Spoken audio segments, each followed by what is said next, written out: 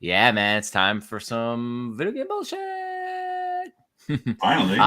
Yeah, so as we start at the beginning of every YouTube, we'll go over like what this episode will be, and then we'll go live for the audio listeners, and then we'll start.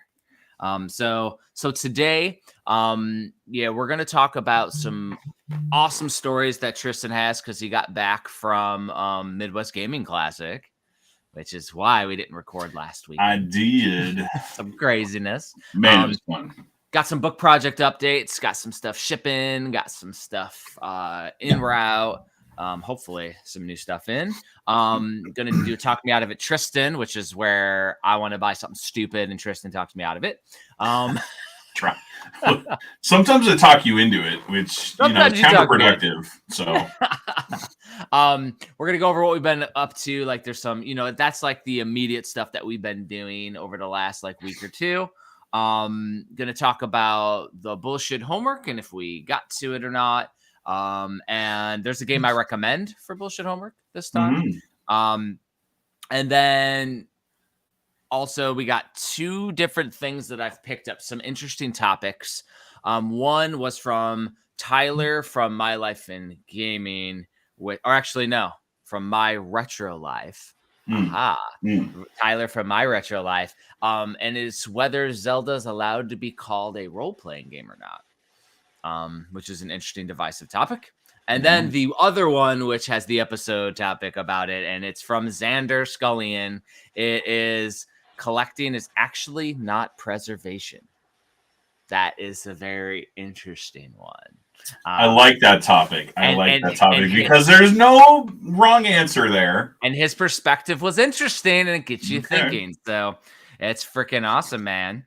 So I think without further ado, you ready? Yeah. All right, we'll give it a quiet and we go.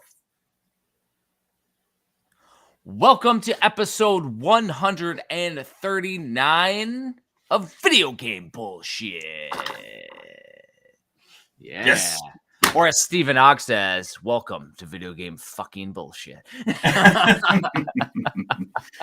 Oh, man. Goodness. It has been a crazy couple weeks. How you been, Tristan? Oh, dude. So much fun, man. So much fun. Oh, my God. Yeah. So, like, I haven't been to anywhere near the amount of conventions that you have. But now I've got, a couple handfuls under my belt. And the more I go to, the more I want to go to. It's so addictive, man. It's such a high. The entire weekend is just nonstop fun. And you don't want it to end. Even though your feet hurt, your wallet hurts, everything hurts because, we're old. Speak for yourself, man. I'm really old. No. Yeah, whatever. You're 10 days older than me, or 20 or something like that. And don't you forget it. You'll never be older than me. He's like the older twin, like reminding the younger twin that he's older or something. That's right. But yeah, man, conventions are awesome. I love it, man. I'm a little bit disappointed that I couldn't make it out there. It just happened to be that, we went to Disney for spring break, came back. I'm training my replacement for my first sergeant position, which the change is like in a few days here. So that's going to be cool. But like, so I just didn't have the opportunity to fly all the way 12 hours out there. Yeah, it's kind of a ways for you. It was an 8-hour drive for me, which is doable. It was nothing. But if I didn't have my change, I probably would have done it. Yeah. Okay. Yeah. I'm not. People were asking about you. People were asking where you were. Mm-hmm. Well, it's the first time that I missed in like 10, 12 years or something. It's been a long time. I mean, from back in the day when we were doing, the Tales from Midwest Gaming Classic with the convention. Yeah. Yeah. Like stuff's wild, man. Wild stuff. But yeah, dude, it's sad that I couldn't make it. Yeah, you missed a good one, man. You really did. So do you want to start with what you have going on, or do you want to talk about Midwest Gaming Classic stories? Because I'm interested. Let's talk about. Oh gosh, dude, it's gonna be a rabbit hole. I'm telling you right now, it's there. So much happened, and I'm gonna forget shit. I don't know. Rabbit holes are great. Huh? Rabbit holes are great, though. Yeah, okay. And I got drunk calls from people while I was doing stuff. So I got stories. Call you? I got a few people that called me. I will add some flavor. All right. But so Midwest Gaming Classic, I didn't go up there. Premium didn't pay my way at any point or any whatever this time. So I didn't really feel like I needed to be behind the booth the whole time. And Scott was good anyway. We had a smaller footprint, and having two people behind the booth there would have been crowded anyway. So we got there around like noon or 1 o'clock on Friday, and immediately went in, found the vendor badge place. You know, we picked up the vendor badges for Frank and Scott because they weren't going to be there until that night. But Gamers for Gamers, Josh and Sheena were already there. Joe was already there, but Josh and Sheena, you know, were setting up their booth, and it takes a long time. Like they have a lot of stuff. And just to add context, Joe is from Video Games Monthly. Oh, yeah. Used to be with our team, but since has focused more on Video Games Monthly. So he's not with Premium anymore, even though there was no bad blood. Sure. Yeah. Yeah. It's a completely neutral situation with him. But he likes to drink a lot. Oh, we'll get there. We'll get there. That's part of the story. That's part of the weekend. So we helped Josh and Sheena set up for about 6 hours. They said that by themselves, it usually takes them about 12, which is insane. I had some friends there that were just attending the convention, and Josh and Sheena hooked them up with vendor badges, for help with setup. So it went a lot faster than it usually does. Me being an old 42-year-old man, my bones hurt a lot after that. So I was definitely ready to go back to the room or whatever. But we also had a whole bunch of friends from all over the place in this Facebook group. Kind of like you've got your group from Nintendo Age. I've got this group that started in 2013-ish, so a little over 10 years ago. But I mean, we've got people in California, we've got people in Minnesota, Texas, just spread all over the place, and a whole bunch of them. What's the group's name? It's called Neo NES. Neo NES. Yeah, nice. Mm-hmm. I might have been part of Neo NES before my old account was kicked off.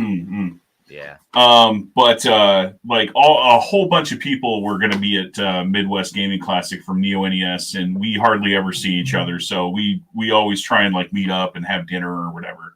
Nice. So instead of eating with the premium crew, I went and ate with those guys. We went to this pretzel and brats draft house in Milwaukee, downtown Milwaukee. It was fucking amazing, dude. The food there was so good. The pretzels were bigger than your head. I wasn't that hungry, so I just got this bacon wrapped brat in a pretzel bun. Sounds amazing. It was so good, dude. It was amazing. Yeah, there was way too much food to go around, but it was a blast. And then I don't know if you've ever heard of pull tabs. Kind of like a lottery ticket, but it's got these rows of pull tabs that you pull, and if you match 3 or whatever, you win. So it's called a different thing here in Nebraska. I know it as, and this is weird. This is the only place that calls them these pull tabs, these lottery ticket pull tabs. They're called pickle cards here. I've heard of pickle cards. Okay, yeah. I'd never heard of that before. I know exactly what you're talking about with pickle cards. All right. I didn't know what a pull tab was. Yeah. It's literally a card with a whole bunch of pull tabs, and you pull them, and if you match 3 or whatever, you might win $1 or $2 or whatever. When my wife and I were first dating, my first introduction to pickle cards, and like I didn't believe her. I thought she was just messing with me. Like there's no such thing as a pickle card. Yeah. So like she shows me the machine. I bought a couple, and I won $50. My first time ever playing pickle cards at this bowling alley. Hooked ya. Yeah, no. I'm not a gambler. But anyway, we had a whole lot of fun that night, and then first thing in the morning, made sure that like Premium and Gamers for Gamers were like good to go for the convention. And one of the things that I set out to do this convention, like last convention we hooked up with the Mortal Kombat guys and the Rareware guys, and I met David Hayter. Well, I knew that a couple of original actors from Resident Evil were going to be at Midwest Gaming Classic. I can't remember their names off the top of my head, but the guy who played Chris Redfield. Chris and Barry. Yes, and Barry Burton. Chris Redfield, Barry Burton. Yeah, they were there, and it was the first time they'd ever done a convention.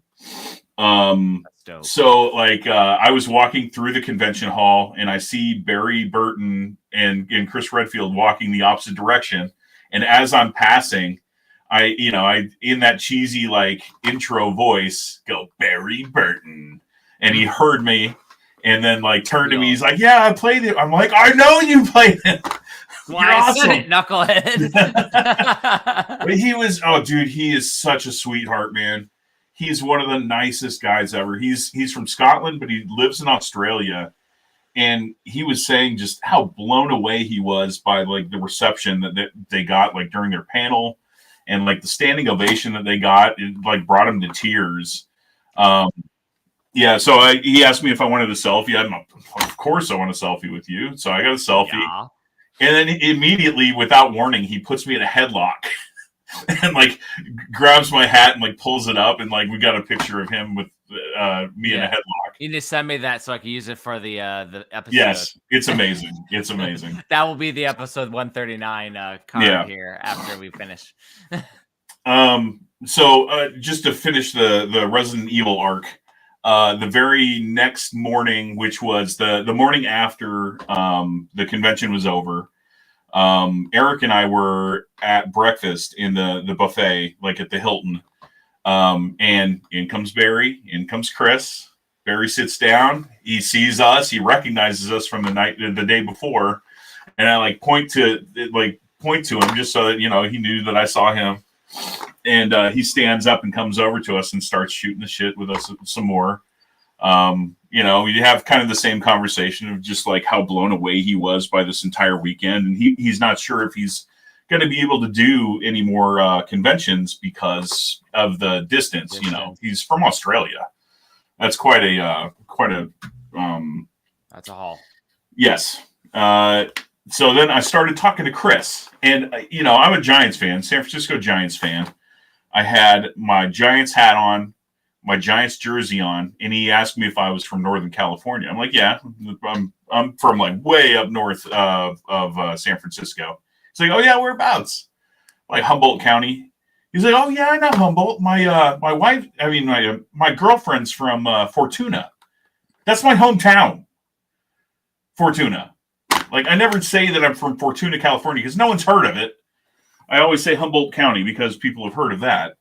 But anyway, so I'm like incredulous and like telling him that's insane. I'm from Fortuna also, which happened, Portland that one year. That's why I'm like, you act like it's rare, but it's already happened multiple times. It's happening, I know, but it's literally a town of like 10,000 people. So like it's weird to have that happen. But he asked me how old I was, just in case, like we went to school or something together, and I said 42, and she's a little bit older than that. So this girl's name, and I'll just put her out there. Her name is Julie Cordero, and I had never heard of her, but I'm like, I'll ask my parents, maybe they have. So I write a message on like Facebook to my family. And my mom chimes in a couple hours later. She's like, yeah, I know her. I used to work with her at the dentist's office. My mom worked at a dentist's office whenever I was growing up. And like, that's the dentist office I went to. And Julie, I guess, was one of the assistants. So she may have even like helped clean my teeth at some point. which is just insane. Her boyfriend, who was in a little small video game called Resident Evil. A tiny little video game, unknown indie game called Resident Evil. The question is did you throw out your cred with them? I did. Nice, I told them, and I gave them both. A little bit. I gave them both my awesome business card. Let them know what I did. Awesome. Told them to check it out. Who knows if they did or not? Yeah. In that same breakfast, I ran into Joe Granado, and Mr. told him Nestmaker Master himself. Yes, Mr. Nestmaker. It was funny. Is like he posted something about the after party thing, and I'm like, I was mentioning a story to Joe from that Kyle had 2 years ago. So the last time we went to MGC, the night of that Sunday, the leftovers all hang out. And Kyle and I went, and he's like, man, Joe's over there like the puppet master, like the Godfather with his minions all over the place. And he's like, he's in freaking heaven. And that's what I posted. And Joe's like, oh, no, it's not like that. Oh, no. Kyle put that out there, man. That is out in the ether now, brother. like Kyle says, you are the Godfather out there with your people. Yeah. Freaking class. So I think it was either Saturday or Sunday night, but it was another night that I went out with the Neo NES crew instead of eating with Premium. But we went to this. I never get to see these other guys. Like I'll see the guys from Premium from time to time, except for Frank, who I met for the first time. What was the last time you saw Josh or Frank? A year ago, but I mean, it had been a while. So every single time I'd gone to a convention with Neo NES, something happened where I couldn't go and eat with them. So I also wouldn't worry about it because you have to go as the ether flies, man. Mm-hmm. Yeah. Like I would hang out with Pacino and the guys, the Mortal Kombat dudes, but then there's the one night in Phoenix where I hung out with the guys from Cali, and just it's where the curl flies, man. The curl flew, exactly. And Neo NES, you went Neo NES. Well, I'm second half of this other story. I'm glad that I went with Neo NES crew to this Vietnamese restaurant because as I was walking back, what was it? Yeah, as I was walking back, I get a message from Josh or one of them, maybe it was Frank, asking where I was and if I wanted to have dinner. And I'm like, I just ate, but I'll hang out with you guys. Where are you? So they went to the Chop House that's in the hotel, super expensive Chop House. Super expensive steakhouse. That is the place that Joe, Video Games Monthly Joe, wants to go to all the time. Mm-hmm, mm-hmm. Joe Coke. And I'm pretty sure he's who had them do that too. So whenever I got there, they were just getting started. They hadn't ordered food or anything, but they had a couple bottles of wine and they were working on some drinks. Couple bottles. Yeah. Uh-huh. Yeah. I mean, Joe was popped off, man. And he said, keep them coming, bottles. So, I'm just sitting there and, I get a Coke and I'm just drinking that Coke. And then you're a non-drinker, so that makes sense. Yeah, I don't drink. Yeah, not a big deal. And that blew Joe's mind. Why? That blew his mind. There's a lot of people that don't drink out there. Who cares? I know. Well, no, I've never had a drink before in my life. Yeah. And that blew his mind. And yeah, we had a conversation about that for a while. He just couldn't get past it. It was funny. And by the way, just for another context, we do refer to Joe Coke as Glass Joe. He goes, Glass Joe. Yep. 1 in 99 in his career. He is 1 in 99. I don't even know the one. He's never earned the I Survived patch, by the way. Did he earn it this time, Tristan? Absolutely not. If he made it back to his hotel room without them having to put him on a luggage cart, it would be a freaking miracle. Well, and to add a little seasoning, I was out with my wife, and it was a Saturday night. I was out with my wife, and we were went to a tiki bar called Skull and Crown downtown Waikiki, and then we were going to see Wanda Sykes, a comedian. Yeah. we didn't realize how old we are until we went there, and we're like, oh, everybody's like 20 years older than us. Like, we're the old couple now. Cool. But I was waiting in line for Wanda Sykes, and I'm getting all these pictures and these texts from some crazy asses, because this was by this time, like, because you're talking, it was nighttime when you did that. It was pretty It was late. the evening. And so for me, that's like normal, like 4 or 5 p.m. I think it was closer to like 7. So like you're talking, it was getting close to midnight. And I get a drunk call from Scott on our team, talking about Joe is passed out face first on his filet mignon steak. Yep, he was using it as a pillow. like a pillow. Like crazy Joe. We were like moving drinks away from him because he's just like, like he could not stay away. I've never seen a drunk like that. Like, you get happy drunks, you get angry drunks, you get like sleepy. Yeah, I've never seen a sleepy drunk like that. Dude, it was like he took freaking like 5 Benadryl. Yeah. And I'm pretty sure that he does not drink at home, and he goes all out when he goes to conventions, because like I've heard his wife lecture him after a drinking binge at the conventions. He's like, "Sorry, dear. Yes, dear. I'll be home, dear." And Joe is such a nice guy too. I mean, like, I'm not trying to bag on him or anything like that. Like I've literally poor glass Joe. I've literally met him twice. This is the most interaction I've ever had with Joe. Yeah. Nice guy. Just maybe needs to rethink how much he drinks. That's just some friendly advice. Old Joe. So it was funny though, because like you had kind of the different kaleidoscope of drunks at the table. So you had Frank, who's the gourmand, and like he's like he's picking apart like everything that they got as far as food. He's like, "Give me those mashed potatoes. I can tell if those were made in a batch or made in one serving." Like, all right, dude, whatever. And then Sheena is like over there like giggling and hiccuping. And she ended up like spilling an entire glass, like full glass of water on my pants. And I saw it coming from a mile away, so I was just like, no reaction. Like, well, that just happened.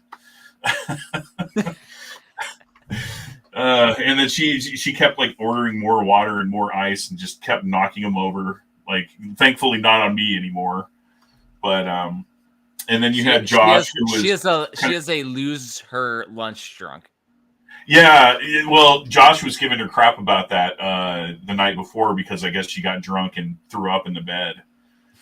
Like, oops. But at some point, after they had got, like 3 sheets to the wind, that's when a friend of mine from, so it was Eric, Captain Variant, and me in a room. So Captain Variant, Kirkland Sweeney, he's part of Neo NES, and he was sharing a room with Eric and myself. Nice. I haven't seen him in 8 years. Yeah. Oh wow. Yeah. So he was at Midwest, and just the nicest guy ever. He's so nice. We did a panel together. Let's play. Yeah, he was mentioning that. That you guys did a panel a long time ago, man. Mm-hmm. Yep. Fucking crazy. That was a fun panel. So Eric and Kirkland like also joined me, but they only saw like the destruction at the table. Joe face down in his freaking steak, and Sheena trying to stab everything like with a steak knife. That is the crew that publishes games for Nintendo. Mm-hmm. Yeah. It's like you keep the 2 creative guys away from that shit. Yeah. So, this whole time I'm like, I'm glad I have no part in this bill except for my Coke. Your Coke. Those 2 got a couple, Eric and Kirkland got a couple sodas. And then like when we decided that we were done, hanging out, I put a 20 on the table and like, there's for my sodas. See you later, guys. And it was $1,000 bill. It was over $1,000. Yep, it was over $1,000, and then the person who racked up most of the bill is the one that's asleep. So what do? I don't know what they did. Put it on him, I think. I think they stapled it to his head. Yeah, they must have. But yeah, I have no idea how that guy got to his room, like short of putting him on a luggage cart. No idea. No clue, man. Yeah, I think the year prior, it was like the Thursday night. We were all drinking in his room, and he just like playing Mario Kart, like passed out while playing with finger on the gas, like like Glass Joe's out. And oh my gosh, man, that was so good. But yeah, man, it's a wild weekend, wild times. It's fun. I don't know if I told you, but I ran into can't remember his name, but he's one of the NES developers. He did Space Raft. Oh, I think I did tell you. He did Space Raft. Jordan? Yeah, if that's his name. But he was demoing another game, and he was actually mentioning that he listened to our podcast on the NES Dev Compo and enjoyed it. So, yeah, Jordan's cool people. Yep, really cool dude. He's a musician too. In a band called Space Raft. Yeah. Believe it or not. But he's like, he's one of those dudes that he's part of what makes the NES maker community special, because he's part of like the music on dozens of games. Like he does a lot of cool work. Yeah. The game I know that they were showing off at Midwest Gaming Classic is a action platformer called the Storied Sword. Used to be called Project Sword. I'm pretty sure that it was with Bite the Chili Productions as the programmer, and Jordan's doing the music. Yeah, it is Bite the Chili. Yeah, Bite the Chili's awesome. There was this Holocron game they were making a while ago that looked like Blaster Master that I played at Midwest, and I don't think it's come out yet, but it looked like Blaster Master. It was really, really cool. Yeah. So, but yeah, like the Storied Sword looks really awesome. It has a lot of lore from The Princess Bride in it. And I think it's like got like inspirations of Batman, the video game, in there. That's neat. Yeah, it does. It's like a hybrid of like Batman, doing like the wall jumps, and Ninja Gaiden. I mean, down to the birds that like swoop down and try and hit you off the ledge. Jerk. Yeah, it's jerk birds. Man, but yeah, Jordan's cool. I do know. We had a chat in Phoenix with a female Charlotte, and she's looking at talking with our, Fear and Loathing boss in Mention, who was drunk as hell probably at the convention, Josh. But Josh didn't show up on Sunday for a while. Nice, because he was recovering from that night before. Nice at the table. Yeah. So But anyway, she was actually at Midwest Gaming Classic, sent me messages saying that she bought your book and showed me a picture, and she never. I know, it's so nice of her. That's really nice of her. Yeah, but if you weren't frequenting the table, you wouldn't have saw her. No, I didn't. I was all over the place. Yeah, I was seeking out like home brews and stuff like that. And we'll get to that. I'm gonna spoil some of the stuff that I'm gonna send you. Oh, show it off. Surprise me here. It'd be cool. Absolutely, yeah. Yeah, that'd be cool. That'd be cool as shit. like that'd be awesome. And by the way, we're both wearing our premium shirts. Yes. Of course, underneath I have a classic, the Video Game Bullshit T-shirt. Oh, nice. Yeah, cool. Yeah, it's a cutoff though. It was. It's all like classic. The classic Video Game Bullshit T-shirt that I'm wearing still holds up this long. This is years ago. It's like 10 years ago. It's still nice and crisp. Using the background of Salamander. Yeah. Amazing. That was our logo. So, background of Salamander. Yeah, I did the rounds like, several times. The vendor floor was huge. There was tons of stuff for sale. A lot of deals to be had, and a lot of overpriced stuff too. But I wasn't really after anything normal. I was looking for abnormal stuff and home brews, and it's the best. Just any weird stuff that you can't normally buy. Exactly. Finding the abnormal stuff's the fun stuff. Finding the custom treats and all that. And I know I went to Phoenix looking for PC Engine as well because I didn't expect to find any, and then I did. So, which was cool. There was a ton of PC Engine at Midwest. That's dangerous for me. Yeah, a ton of it. Good. I'm glad I wasn't there for that because I don't want to be buying all that stuff. Yeah, I went there with a budget, and that got blown out of the water pretty quick. Oh, I don't budget. I just go for things that way. That way it keeps it easier. Yeah. So, anything else with Midwest?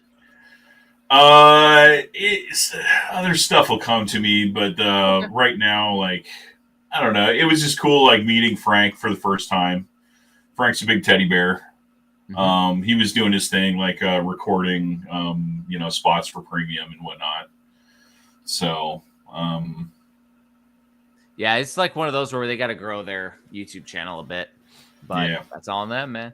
I can go into some of the stuff that I've been up to recently, which would be kind of fun. So first and foremost, the other night, I think it was Friday night, I ended up going to bed early because I was up early as shit. And my wife played Princess Peach, the Princess Peach game. Nice. She said it was for her extremely easy. So that's a divisive statement because she doesn't normally game with platformers and stuff. She said it was like easier than a Kirby game. So, wow. So she's like, yeah, I was just going through. She's like, it's okay. That's basically how she put it. So I'm like, that might be a game where it's like super, super casual, aimed at like really young kids, which is very yeah, that makes sense though. Very Nintendo-y. So something that I have over the last few days done. The television show Fallout is badass, dude. Oh my god. So Walter Goggins, I don't know what his part is in the Fallout show. I think he's a ghoul. But he's one of my favorite actors, so I'm excited to. So I know exactly what he is. So yeah, it's really it's badass. It follows a lot of the story of the games, and it ties in stuff from specific game plots in there. But you don't have to know the game to enjoy him. Good. Yeah, so he is the ghoul, but he's also like a cowboy actor from before the Fallout. The first oh, really? He's supposed to be a cowboy actor, really? A cowboy actor who was in the military, and so he was actual cowboy, but then he was an actor in a bunch of films, and he is the poster child for Fallout, for the actual Vault-Tec. So he's like doing this, he's doing that. Dude, shit. I cannot wait to watch it then, because like, my favorite movie of all time is The Hateful Eight, and Walter Goggins is in that as a sheriff. Like, if his character is anything like that, have you seen Westworld? I have not. I've heard a lot of good things. Westworld has the Men in Black. He's even better than that, I feel. He is awesome. And then he plays that in the past, but then the ghoul in the future is just a badass, and he's been around over 200 years.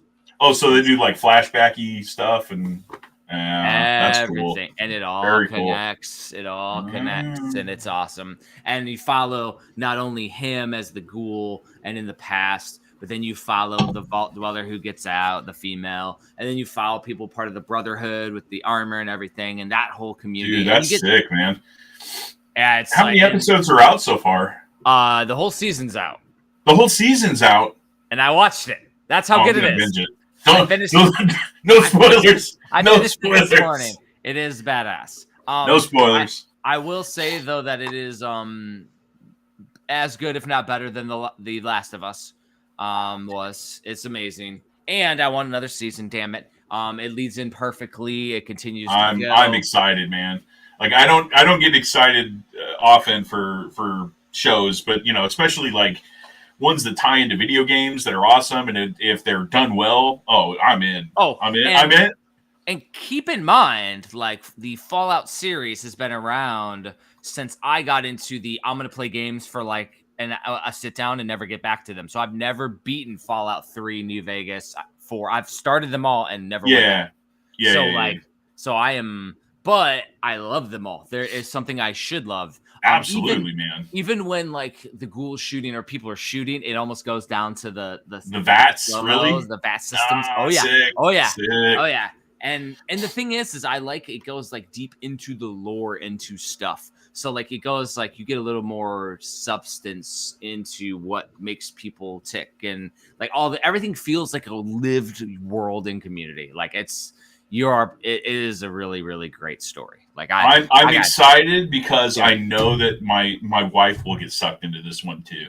Dude, like ever since like I sat her down and like made her watch The Witcher, she got like totally hooked. Dude, Witcher is so good. I don't think I finished the last season of The Witcher, but I want to. It's incredible, dude. Like I think it's Witcher and Castlevania I need to finish. Yeah, Castlevania is really good too. She got hooked on that one too. Yeah, Castlevania. She loves that. Awesome. But yeah, I need to. But like, no, Fallout might be the best one that I've seen. After we do this podcast, I'm probably going to end up watching the first episode. Because I want to say Thursday we watched the first episode with my wife. She said it's okay, so that means that she's not going to watch it. So then I started watching them in between project stuff. Is it on Amazon? Is that right? Yeah, it's on Prime. Okay, yeah, cool, freaking awesome, dude. So the other thing I've been doing, and this was a couple weeks ago. Scope creep with the PC engine on the Analog Pocket. Created scope creep. Because remember, the PC engine did not work on my Analog Pocket, so I wanted to figure it out. I followed a tutorial video on YouTube that said that I need to have full rips of CDs in order for the game to work. So like I had these like 2 file ones, which is like basically it takes all the audio tracks and puts them all into one and parses it out. It said those won't work, so you got to do the big ones.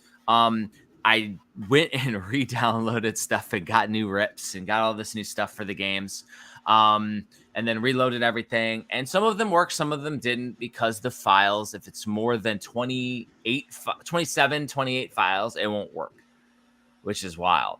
So like if it has more than 28 tracks in it, it won't work. Yeah.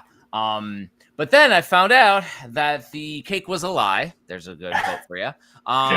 And it will read the 2 file ones. You just have to go into the program that's on the root of my card to load the emulators, and it actually converts all of the game ISOs into something that it can read. So now I got PC Engine working perfectly fine on my Analog Pocket. I guess the audio is a little bit wonky, but apparently I'd have to like reformat my card and just move everything back over to it again. And I don't feel like doing that right now.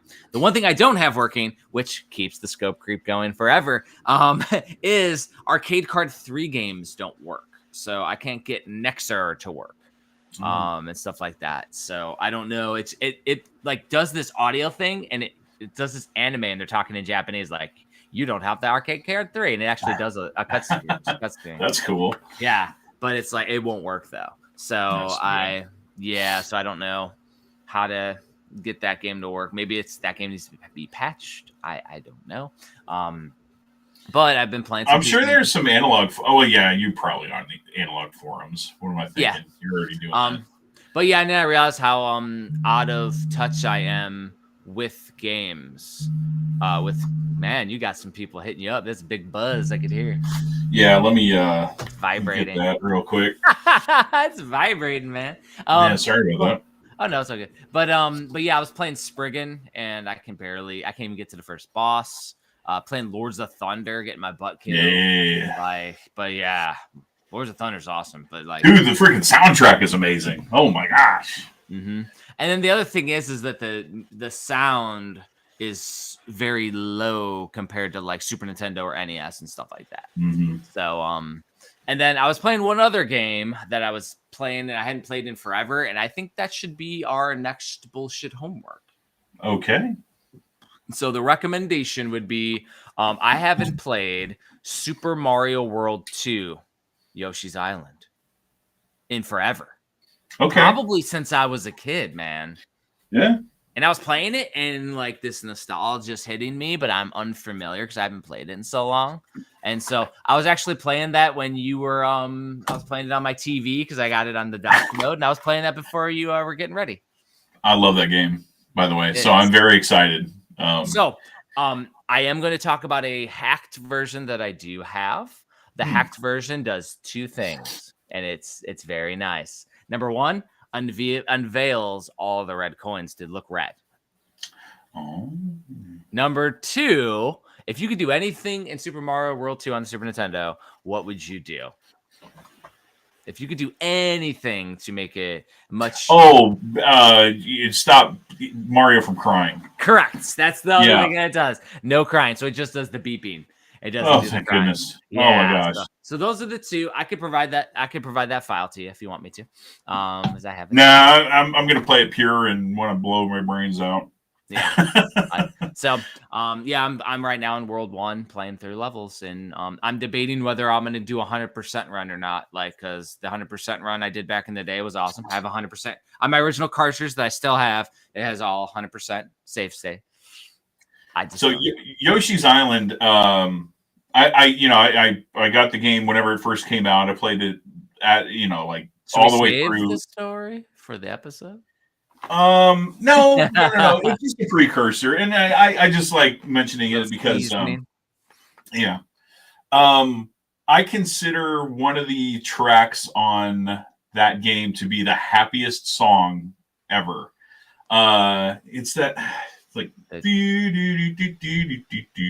one. Yeah, dude. I love that. You can't not be happy listening to that. Yes, exactly. So here's what's crazy. Like I've always considered that such a happy song, and I freaking love it. When I was in Qatar for that year, I'm just doing it to give you some song. Yeah, no worries. When I was in Qatar for that year straight, there was one time where I had to call up the comm squadron to get a trouble ticket put in for something in our building. And guess what the hold music was? No. Yes. Someone made that the hold music. And I was like, oh my gosh, it's so awesome. I was so happy. Yeah, man. I got stories about that game from back in the day. Yeah. I love Raphael the Raven. I love, Petey the Piranha. Like, all those enemies are so good, dude. And because I got it on the analog means I could play it on the couch up here in the bedroom on the big TV. I'm excited. I'm excited to play it again. I think that's the next one. And by the way, spoilers, Final Fantasy VII Remake, I haven't even installed it or opened it yet. Like, I still haven't touched it. Like, I need to, but I know it's just going to suck me in. I've lost. So, I played it a whole bunch. The first 5 chapters, I think, or 6 chapters, and like I've all my momentum and my motivation to play it has just halted. So I don't know what's going to get me to play it again, even though I love Final Fantasy VII. Absolutely love it. Yeah. I feel like once I start it, it's going to be a bit addicting.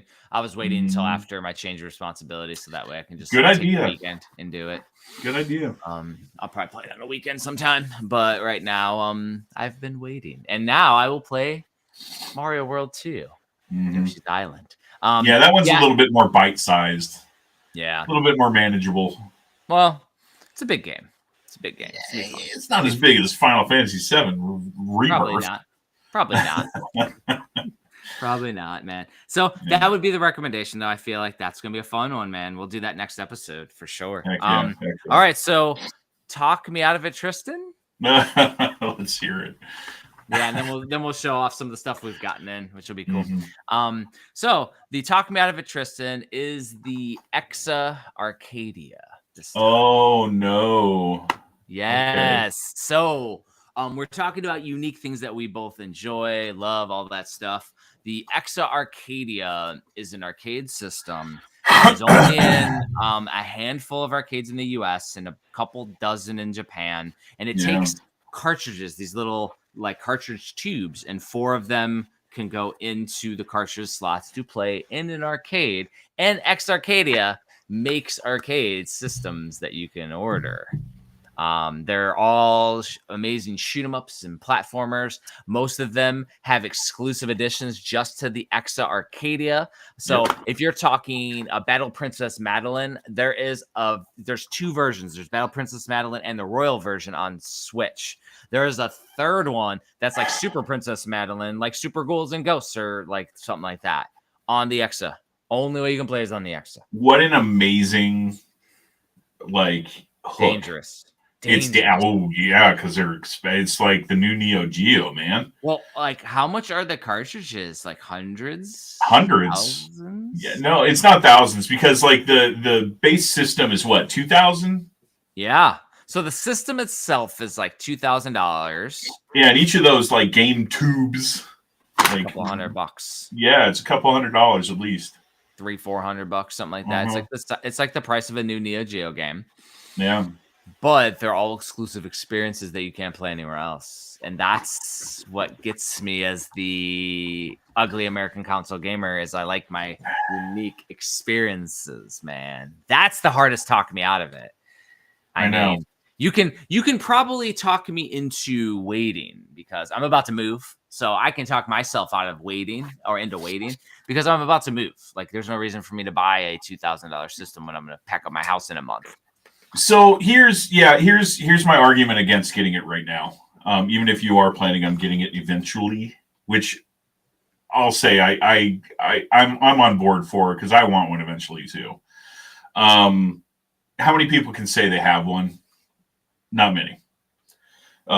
So right there, it's like Neo Geo cred, right? Well, and I will tell you my worry. Okay. How can a company keep up production if not that many people are buying it? So my worry is that in the next 5 years, it goes away.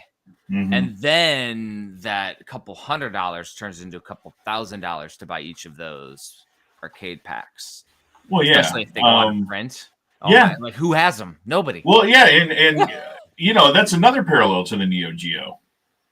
That's why the Neo Geo AES carts are so much. It's because not that many people bought them at the time. But it was widely distributed in arcades, so you could get the MVS stuff. Yeah, MVS, fine. And so at least you could get the experience somewhat affordably under $100 at certain points. Yeah. But like these, there's no affordable route. Yeah, that's true. Dude, that's the worry to me is that it goes away. Yeah. So my main argument, and you already kind of like touched on it, you're about to move, so obviously you don't want to buy it now. No. But another thing is you need something before that. You need that gosh, I really need to like commit this to memory. It's that new candy cab. Oh, that one is a couple that is a couple under here to talk about. The Nova Blast candy cab. Yes, the Nova Blast candy cab. You have to get that first before you get an Exa. I don't have a Nova Blast right now. And I wonder if the Exa would be compatible with the Nova Blast. I guarantee in some way, shape, or form that it's compatible. Because I would like to play it in the candy cab. Absolutely. Oh, it'd be the best way. Yeah. Best way. Because I don't think you need to spend $2,000 if you don't get the standalone system by Exa Arcadia. I think you can then put it into another one. Yeah. But that shit is just outstandingly ridiculous. And this does lead into another thing of the topic of the episode we're going to do about the preservation and collecting not truly being preservation and stuff. So it's like, my other thing is like, in order to spend that much money, I got to get my worth out of it. Yes. Yeah, absolutely. Yeah, it's one thing. It's one thing to have, a showpiece. It's another thing to actually use it. Yeah, and I don't just buy stuff to put on the shelf. I used to, I'll admit it, but my collecting habits have changed. I've matured in my old age, so my dollars are more precious to me whenever it comes to like collecting. I actually. Yeah, I'm not going to buy anything unless I'm really going to use it now. Well, and if it's going to be displayed, it's going to have meaning to it. So, like, yes. that's why I was going for PC Engine stuff because that's something Kyle and I gravitated toward. Absolutely. I'll have certain, like, stuff that we played on video game bullshit. I'll have pieces to it. Like, first season or two, I was doing perlers for every bullshit homework game. I do want to somewhat bring that back, and I want to bring that back for premium a little bit too. So that's something I'm probably weird. Like Eric and I were just talking about perlers yesterday. Yeah, and I've done a ton of perlers. They're all right now in storage, but like, but I would like to do them for premium as well, and give them a little bit of some of the game memories give them a little extra depth to them, because it all just is all about the experience at that point. But so I will pause for now on the X Arcadia. I haven't earned my cred, so Tristan has to make me earn my cred first. Well, I just think that you're skipping a step first. You have to have the hardware to play it on. Well, first. I could just buy the hardware from them. Yeah, you could, but $2,000 is you buy the arcade cabinet. Then you have the actual X Arcadia cabinet, and then you have true cred, because how many people have the actual X That's Arcadia true. candy cabinet? How much is that though? Oh, I think it's a few $1,000s. Okay. Well, hey, that's one thing to consider then. Now that you're saying that, now I want to look it up. I'm curious. X Arcadia, man, it's crazy how expensive that stuff is, though, man. Well, it's not a mass-produced item. It's a designer item, especially when it comes to like arcades and like, that's why the Neo Geo is so. Going back to the Neo Geo again, that's why the Neo Geo was so expensive at the time. Is because not that many people were buying it. And that's the crazy thing, is that there's games on here that are like Shin Orubu Pink Label is released October, and then December.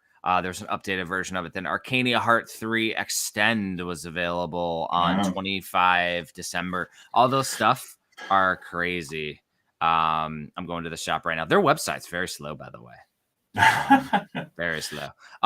So one game, I was right, you were wrong. One game, $2,240. Yo! Toho Scarlet Diabolic Fantastica limited edition software kit. If you want to get the regular kit, it's $1,836. So it's $2,000 to buy. Good night. Every game is, and then you have to buy, if they update it, you have to buy the update. You got to be a freaking baller, man. Dude. That's a baller system. So Lightning Knights is a game that was released, $1,200. Nippon Marathon Turbo. There's a couple games under $1,000. There's a game called Cosmic Digger that's $844. That's it. That's the cheap one. Dude, that's crazy. So yeah, all the new games that come out are. Oh, here's one: Samurai Showdown 5 Perfect Complete Limited Edition, $4,600. Woo! That apparently comes in the Arcadia system or something. Gosh damn, dude. And then there's a software kit that's $2,000 for that. So that is like, and this is the system. All right, here's the hardware now. So they got the hardware is $2,600 just to get the system kit. Cabinet parts, they have extra boards, IO boards, conversion kits, all the stuff that's hundreds of dollars a piece. There's cabinet pieces, dude. It's $2,000, over $2,000 for the system as well. Every game is over $1,000. So now talk me out of it, Tristan. It's too freaking expensive, brother.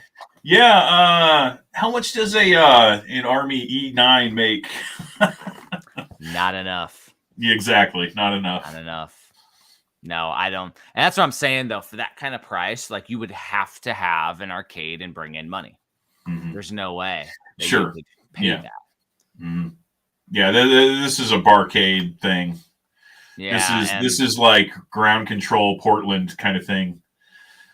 And I really I initially years back, like 10 years ago or so, was like, I always wanted to do a barcade when I retired. And then more than they've since then have started premium and stuff. And I'm like, no, I'm good. I like where we are, where we're moving. I'm fine.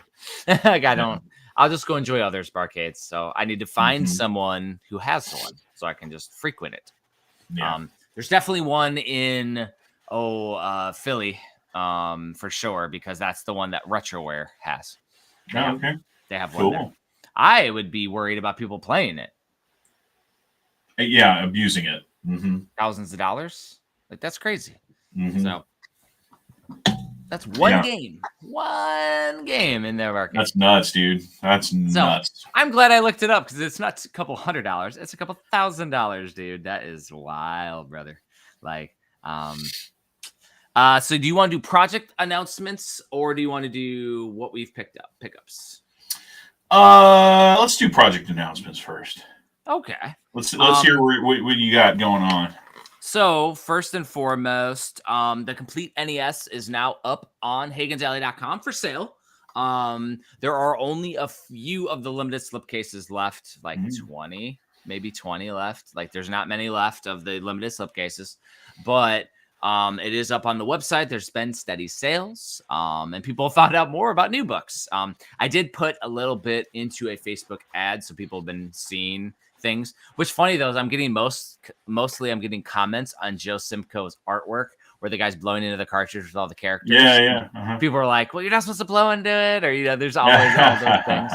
One person said, "I'm stealing this art," and I'm like, "Well, as long as you give credit to Joe Simcoe." And then the other one was, this would make a good tattoo. And one book backer back in the day did get it tattooed on him. Wow. He got my cover tattooed. I think it's like his name's Video Game Mobster. And I've seen him at a convention at Too Many Games. Yeah, I came by. He actually added a few of his different characters on it or something. Like he changed one to a Ninja Turtle.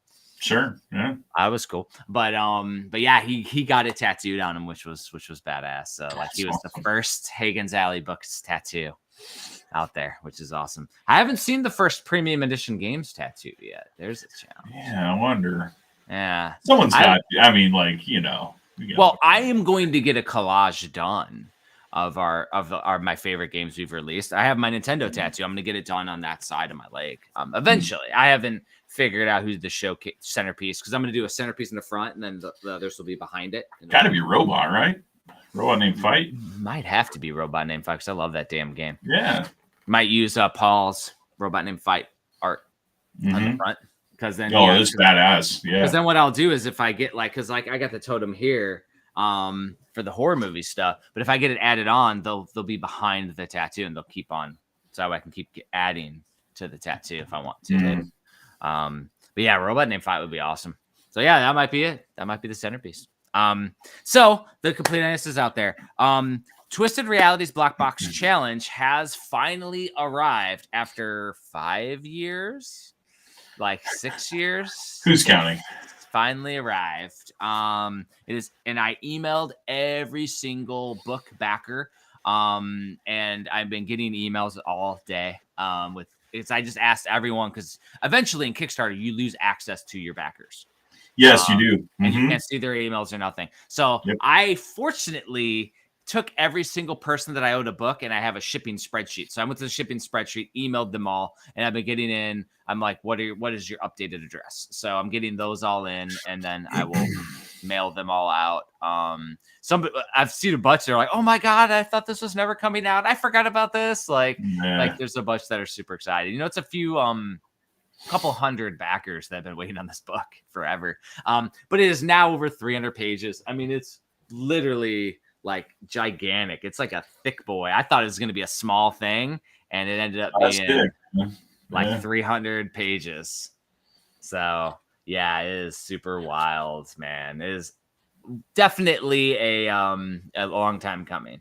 And hell, who knows? Volume 6 might come out eventually. Because remember, I numbered them all on the spine with the complete NES being book 2. Book 6 is the complete Genesis and Mega Drive. Nice. And this weekend, I did finish the next part of a scope creep. So the scope creep that we had talked about a couple weeks ago, I don't know if we talked about in the episode or just you and I think it was just you and I, was I started researching every homebrew that's come out since before COVID. So it's been 4 or 5 years of Sega Genesis homebrews. So I went through a list of over 300 new homebrews. Went through. I can't believe it's that big. Like I'm excited to see your book because I have no clue what's out there as far as homebrews go for Genesis. And I'm not covering every single game. I'm covering highlights of them all. Yeah, exactly. Great ones that are available. So I think I've added 46 to 52 new games. Not necessarily. It's not necessarily a requirement that they have a physical release. It's something that would have been worthy of a physical or something that feels like a complete game. Gotcha. So If they don't, I created the box art. I created like a box art, or just in the box art shape, put the artwork in there and threw a title on it. So I kept it super simple. So I finished formatting all of that yesterday morning. So it's all formatted. So now I got to do all the research on who the developers are, if they have a publisher, if how many players there are in each game, which that'll take me a minute, and then write a paragraph on each game about it. Write a paragraph about each game, and then that is the last section. I finished the Japanese Mega Drive. I finished the PAL Mega Drive. I finished the bootleg section, which is what I consider aftermarket releases. So games that came out after the heyday of the Sega Genesis, or prototypes that got a physical release. So there are stuff like Pico Interactive that has picked up a license of a game and has released it physically after the fact. I have included all those. Super Fighter Team that has done releases afterward of games that had a Mega Drive, Japanese Mega Drive release. They've released stuff like Star Odyssey, for example, was a game that was released, but they translated it and released it later. So it's like official translation, but they also own the IP. So it's like licensed, but not licensed by Sega. So it's aftermarket. Gotcha. Yeah, stuff like that. So I have a section for that with highlights. That stuff's crazy, man. It's an insane book. It's a fun one. It's all written, which is freaking wild.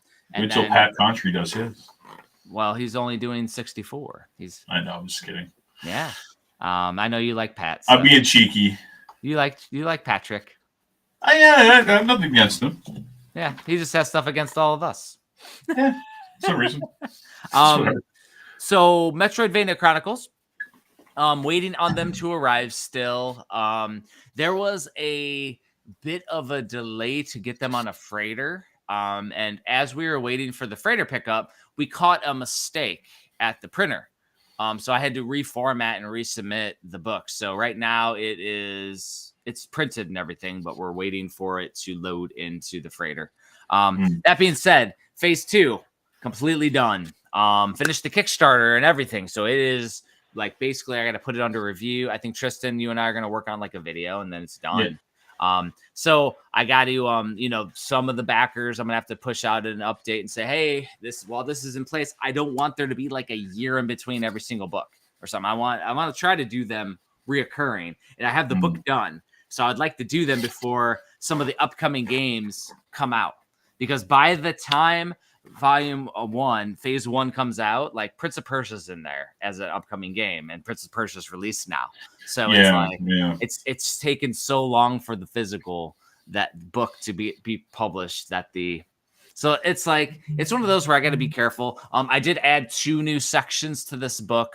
Number 1 was Metroidvanias on a budget.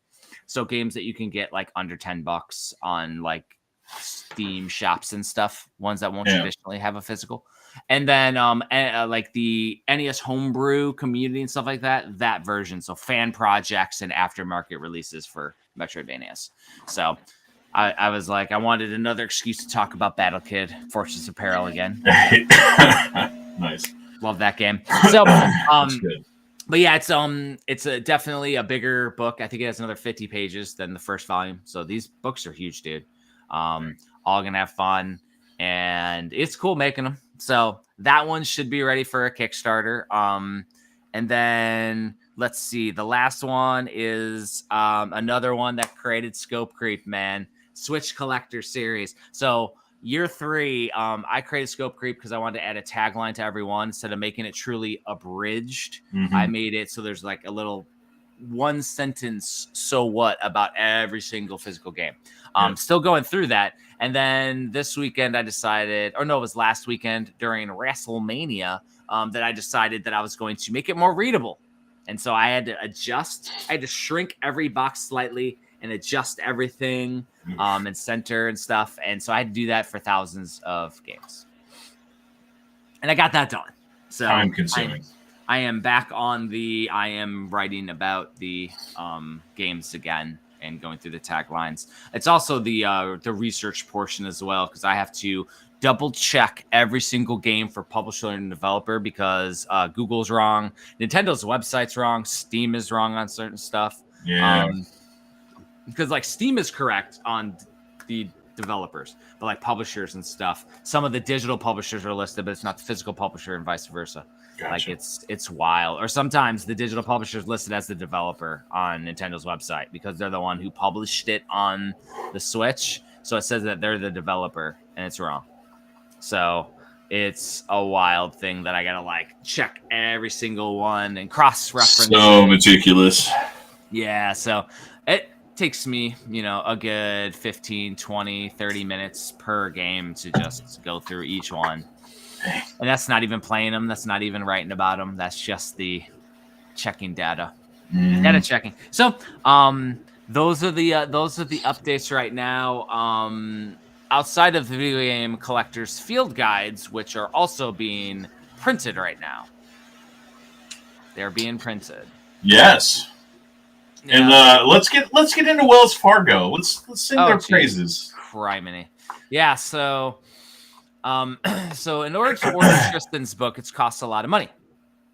And Tristan did the Kickstarter on his page. So so he got the money deposited versus me as the publisher. So basically when it came time to it, he's like, all right, send me the first half so we can start the printing. So he sends me the first half, and it's more than Wells Fargo will allow me to deposit. So he sends me a check. I can't deposit the check. And mind you, my bank account's Wells Fargo, Tristan's bank account's Wells Fargo, and it's not letting us just transfer the money between two accounts. So I asked them, can you increase it? So I called them on the phone. They have 24/7 support. Can you increase this by a couple grand? It's literally a couple grand in order to allow us to just deposit. You do it one time. Oh no, we can't do that. Let me talk to the supervisor. They reiterate the same thing. And I'm like, all right, so I have to go into Wells Fargo, but I've communicated that I'm on the island of Oahu where there's no Wells Fargo and have to fly 6 hours to the nearest Wells Fargo. So what is my options? Like, well, you have to go into a Wells Fargo. Or you could have him unreal. Or you could have him spend money and do a wire transfer. So we can't use the free options. We have to spend, and in the scheme of things, it's like $15. But yeah, so whatever. But I mean, we already wasted like a week. Yeah, we wasted a week in this process because they can't just like make some sort of. Obviously, everything can be waived. Everything. Yes, there's always a waiver. Yes, it is wild. And it's like, dude, there's a waiver for everything. Like, just let us do the transfer of money. And now I'm worried that when I transfer that to the printer, they're not going to be able to do anything with it. So I got to actually ask them too. And I might have to do a second wire. And because I don't need them to like get it and be like, well, it's more than we can deposit. Yeah. So I called Wells Fargo yesterday after, we relayed this bad news. And, obviously, like, they already took the money out of my account. That's how they sent the check to Jeff. So I had to get that money back into my account, but the only way to do that is to cancel that check. So the check that we can't deposit because it's too much. Yeah, so you can't exactly. even use it. Yeah. So that check is now canceled. After a little bit of back and forth. Oh my gosh, dude, the person I was on the phone with, like, I swear they asked me 15 questions to like verify my identity. It was the irony was they didn't ask me nothing. They recognized my phone number and all that, but like they didn't even ask they asked my name. That was it. Wow. It was wild. And then the representative, doing his job, he's like, is there anything else I can help you with while I have you on the line? I'm like, well, yeah, actually there is one thing. Like my debit card, I've had it for quite a few years, and it's like delaminating the protective plastic on it, just from going in and out of my wallet. Like some of the plastic is peeling off, so I need a new debit card sent to me. So he's like, okay, yeah, we'll just mark it as damaged and send you a new one. And I don't know what he did, but he's like, oh, hey, I need you to hold on for a second. I need to talk to someone in whatever department. They accidentally marked it as fraud, like stolen, and canceled the card. And so I have no debit card to use until I get the new debit card in about 5 days. Good job, Wells Fargo. Thanks, Wells Fargo. Thank you. I'm like, man, because like I have a Bank of Hawaii account, and I could go do that and then do a transfer between Bank of Hawaii to my other bank account to do the transfer. And it's like, but Bank of Hawaii also, like, I have to go during banker's hours. And by the time I got the phone with them, they were already closed on a Saturday. So I'm like, yeah, so we're just gonna do the wire transfer and call it a day. Freaking annoying though. In the end, we learn wire transfer, man. Freaking craziness. Oh well, live and learn. Thanks, Wells Fargo. Yeah, this is also we can get that video game for your arbitrary, deposit limits.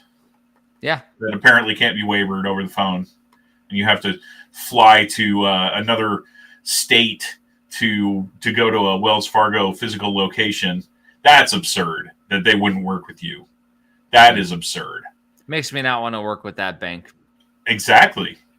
Like that's dumb. Because I'm sure I could use a different bank that I have and figure it out, but it was the principle that absolutely it's the principle. That's the account that I'm using for it. I want to use that account. Yeah. And now it's like, do I transfer my business over? I don't know. Mm-hmm. I don't know. It's fun. Dumb, dude. Oh boy. And I mean, not to mention that the warehouse changed the way that they do billing and shit. So they still haven't paid me the difference when they overcharged me for shipping for everybody's books for the complete NES. So I'm still out a few $1,000s, and I got to wait for that. And I've emailed them saying, hey, you said I'm good. Where's the money at? Love it, man. You want to show off some pickups, though? Yeah, let's do that. Yeah. So I got a stack over here to my right. So I'll start with Switch stuff since mine's easy. Ironically, I looked again. These are more games from the limited run games that I ordered 3 years ago. 3 years ago. Oh, dang. I actually got a limited run games thing in, too. I forgot to grab those, but oh well. One I ordered, and I got this because of this plushie. What's that from? London. So I told her. It is from the game Frogun. Okay. And ironically, I've been playing this game because I have it on my Steam Deck. But it's taking so long. It's like a 3D, like N64 style game where you have a frog gun. And it's really it's addicting. But yeah, London thought it was cute. Little tooth is what she said is cute. So I got that one in. I got in, and the other one that I ordered with it was Undermine, which is a really fun little game. And it came with a card because that's when they were still doing cards. Yeah. Then the other one was one that I ordered a long time ago because of this. And it is Espagluga 2 that comes with the mini arcade. Very nice. Arcade. So that one, I ordered this one and a different one for the mini arcades that they did. And I'm not going to open it because I'm about to move. But Espagluga 2, actually, I got a story with that one. I bought Espagluga 2 as well as one other game by Cave on my iPhone back in the day. And it was super fun. You could use this and your finger tracks the ship. It's an auto shooter type deal. Basically, it always shoot. And you can like carve through the bullets. And it was like fun. I can't re-download it on my new phone. It's that's gone. fun. It's gone. So you can't download it, even though I paid money. I paid like $20 for it or something. Jeez. And you cannot re-download it. So now I finally have a copy of the game. I'm hoping that it controls the same as the iPhone version where I can use my finger on the touchscreen. That'd be amazing. But yeah, that's the cool one. So what? I'll let you go over to you before I go to the next thing. Sure. So our friend Christian Dietering was at the convention and of course went and said hi to him. One of the best people out there in the community, Nintendo Age OG. Christian's awesome. Yeah, amazing dude. But I picked up his Mother to Earth. Yep.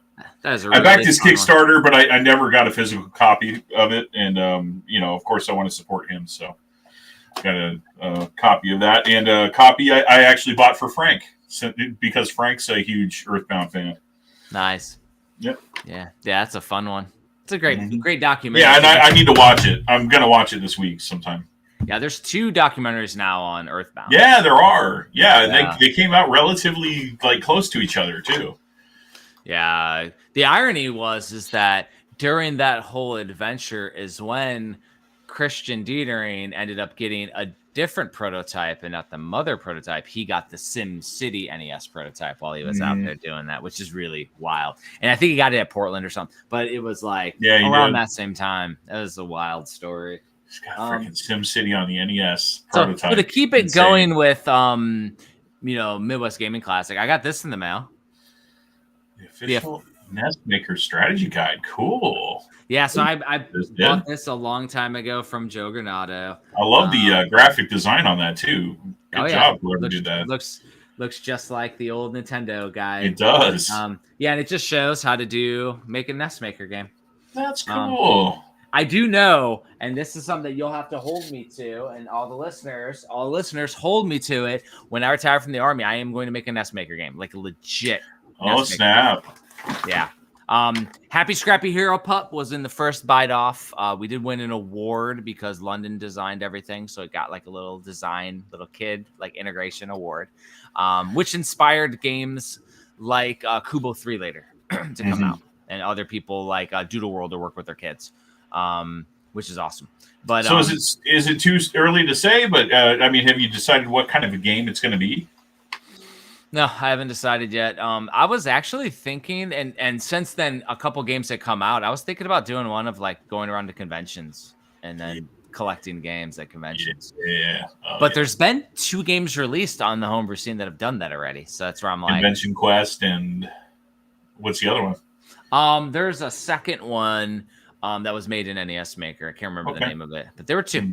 There were 2. Maybe the one I was thinking of was Gamer Quest, but which hasn't come out.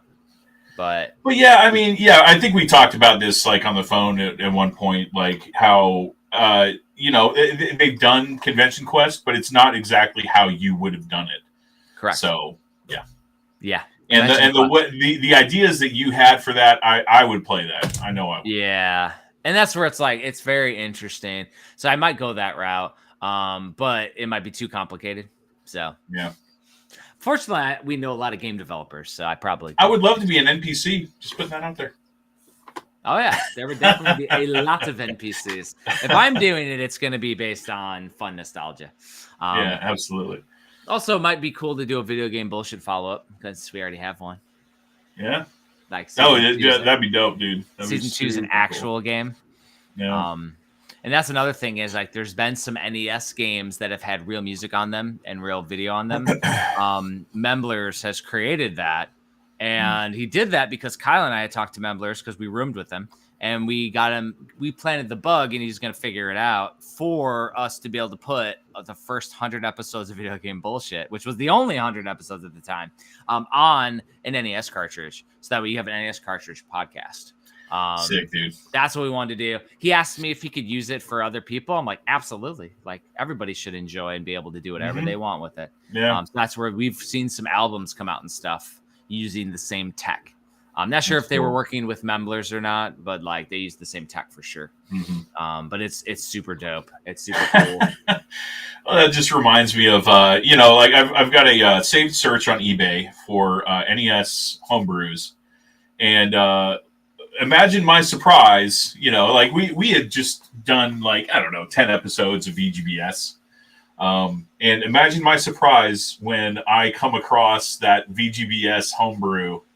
Like, you and Kyle, I'm like, what is this? Nice. I had no idea. Of course I had to buy it. Nice.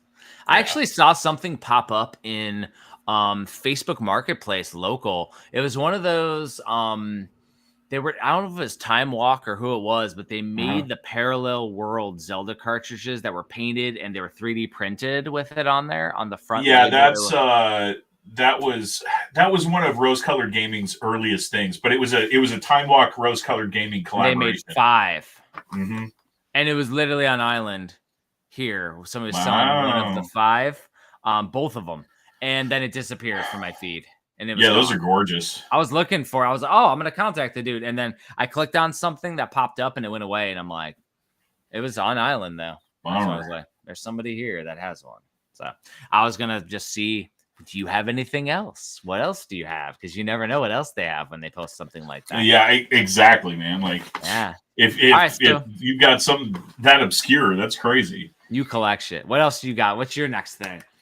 All right, so going around to a bunch of different people, I have to shout out that there was a cat shelter there. Cat shelter, cat dad shelter. I wish I remembered. Oh yeah, but I was all about it. I donated to them, and they were super cool people. But another one was some developer that was raising awareness for type 1 diabetes in kids. Nice. And he made his own game called Diabetor. Oh, that is cool. And the Sugar Monsters. That's amazing. I've never heard of that. So I also picked you up a copy. Is it a Game Boy game or something? I haven't opened this up yet. Let's the shape is Game Boy. I know, yeah. I think it's Game Boy. Game Boy Color? Game Boy Color. I mean, it's like... Yeah, it's in color. Game Boy. It looks Game Boy So Color. it's probably Game Boy Color. Or Advance. Yeah, hold on a sec. That game looks cool as hell. It's on a Game Boy cart. Heck yeah. That's amazing. Yeah. So I picked like up a copy the for you as well. Nice. And so Eric is actually type 1 diabetic. He was like shooting the shit with the guy, and the guy actually wanted to give him a copy for free because of it. But he insisted on paying. So, we ended up getting a bunch of copies. I bought one for Kirkland as well. Nice. That's super cool. Good cause. Yeah. That's awesome. So another thing I just got in was this with somebody's. Oh, who's that? Dieter. What is that? Tristan garbage? What is that garbage there? But what I like in here is we got the complete NES in here with a nice little ad right as it went up, and the video game console collector's field guide, which will be the next one. But yeah, super cool seeing the Tristan and then the field guide to collecting, and then having your collector profiles that you do, which is super cool. It's super cool, man. And it's just a history of where you're gonna be. You know what I mean? It's like where you were. I actually failed to mention this. So that was that just shook something loose in my brain.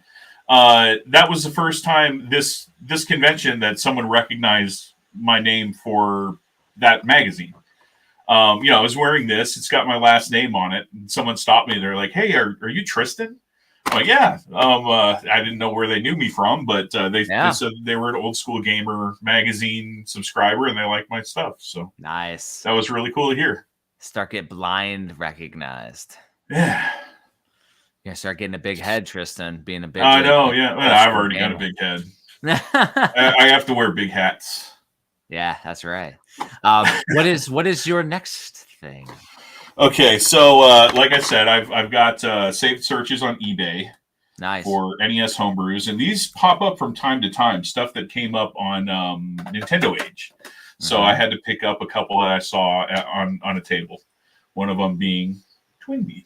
Nice. I remembered when they were doing all this. What did they do? 50 copies or something? Yeah, 50 copies. Yeah, they were taking Famicom games and doing black releases of the Famicom games. Mm-hmm. That was a on fun Nintendo one. Age. Yeah, so I have a half dozen of those. Yeah, he probably had about 8 different ones, and they were all 45 of 50. So it was the same person. When you find that, ask their first name. Okay. Next time, because I think that was probably Matt. Like I probably know who it was. What did he look like? Oh, I don't remember. It was the very first day. It was the very first person that I even talked to. So the rest is just a blur. Because like there's one guy there that has glasses that usually is an old Nintendo Age dude. Was an old camp out buddy. And you got another guy who's a huge Sega collector that's there. And then there's several that are walking around Midwest that are huge Nintendo Age collectors. Like there's a bunch that attend. I usually see all my buddies there from back in the day, and we all just kind of catch back up. And then of course the guys one guy used to own Wada, one guy currently does also still. They're old Nintendo Age guys too. But yeah. So I mentioned it from the Phoenix episode, but I got it in the mail. I got the campus challenge. Very nice. So this also has I'm actually regretting that I didn't buy those while I was there, to be honest. Yeah. Just to have different variants of those. That's really cool. Yeah, and this one has the dip switches on it too. So the dip switch version of the 91 campus challenge, the NES campus challenge. Yeah. Is that the one with Pinbot on it? Yes, it should have Pinbot in Mario 3, I think. Yeah, something like that. And then one other game I think is Dr. remember. Mario. Could be. I think it's Pinbot. No, Pinbot's the end game. Yeah, I'll have to figure it out. I haven't played it in so long. I have the Nintendo Age version, or not the Nintendo, the retro USB. Retro Zone version of it. But I wanted to support the version, so. Heck yeah. And you know, like I'm saying, I'm kicking myself for not having done it. It was $300, so it's not for 4 games, I think. Nothing to sneeze at, but yeah, $300 for 4 games. Oh well. Still expensive. Mm-hmm. Yeah, it's a little pricey. Yeah. But you know, considering that retro USB doesn't make those anymore, and that's a really high quality release, you know, maybe it's not so much. Maybe it is worth it. I think it is worth it. I mean, for those 2 NES ones that I got, I would say so. The Super Nintendo ones weren't as special because they used just the clear cartridge. Now, this one is a black cartridge. It's not a gray one. It's black cartridge. Interesting. Okay. Yeah. But that one has the board on it. I have a dip switch on. It's cool. Makes it more, tactile for me. Absolutely. You got more stuff? How many more stuff do you have? Because I think I got 1 more. I've got 5 more. Oh, you need to go then, man. Yeah, let me do 2 and you do 1 and then I'll finish up. Nice. I went in the arcade / like console room, and they had some vendors there. I didn't expect to find anything in there, but then I saw this. This was one of the MGC like exclusive games for the very important gamers a couple of years ago. Yeah. Of course, I wasn't there, so I was looking at it. He's like, "Hey, $5 and it's yours." I'm like, "No brainer." Damn. $5? Heck yeah. I had to source for my complete NES book, getting a screenshot of that because I didn't have a copy. I had to source one. Yeah. Dang. Yeah, that's one that because I wasn't a very important gamer. I didn't get one. Yeah, wow. Okay, and this is another Nintendo Age release, and this one caught my eye on eBay all the time. But so I was excited to see this, and I paid I think $80 for it, but whatever. Pizza Pop. Nice. Pizza Pop's a fun one. Yeah. All right, what you got? So the last one that I got, I pre-ordered on Kickstarter. It's by Mega Cat Studios. It is The Meeting. The Meeting. It is an actual action platformer. Emphasis on the meat. Puzzle platformer. 40 levels. Nice.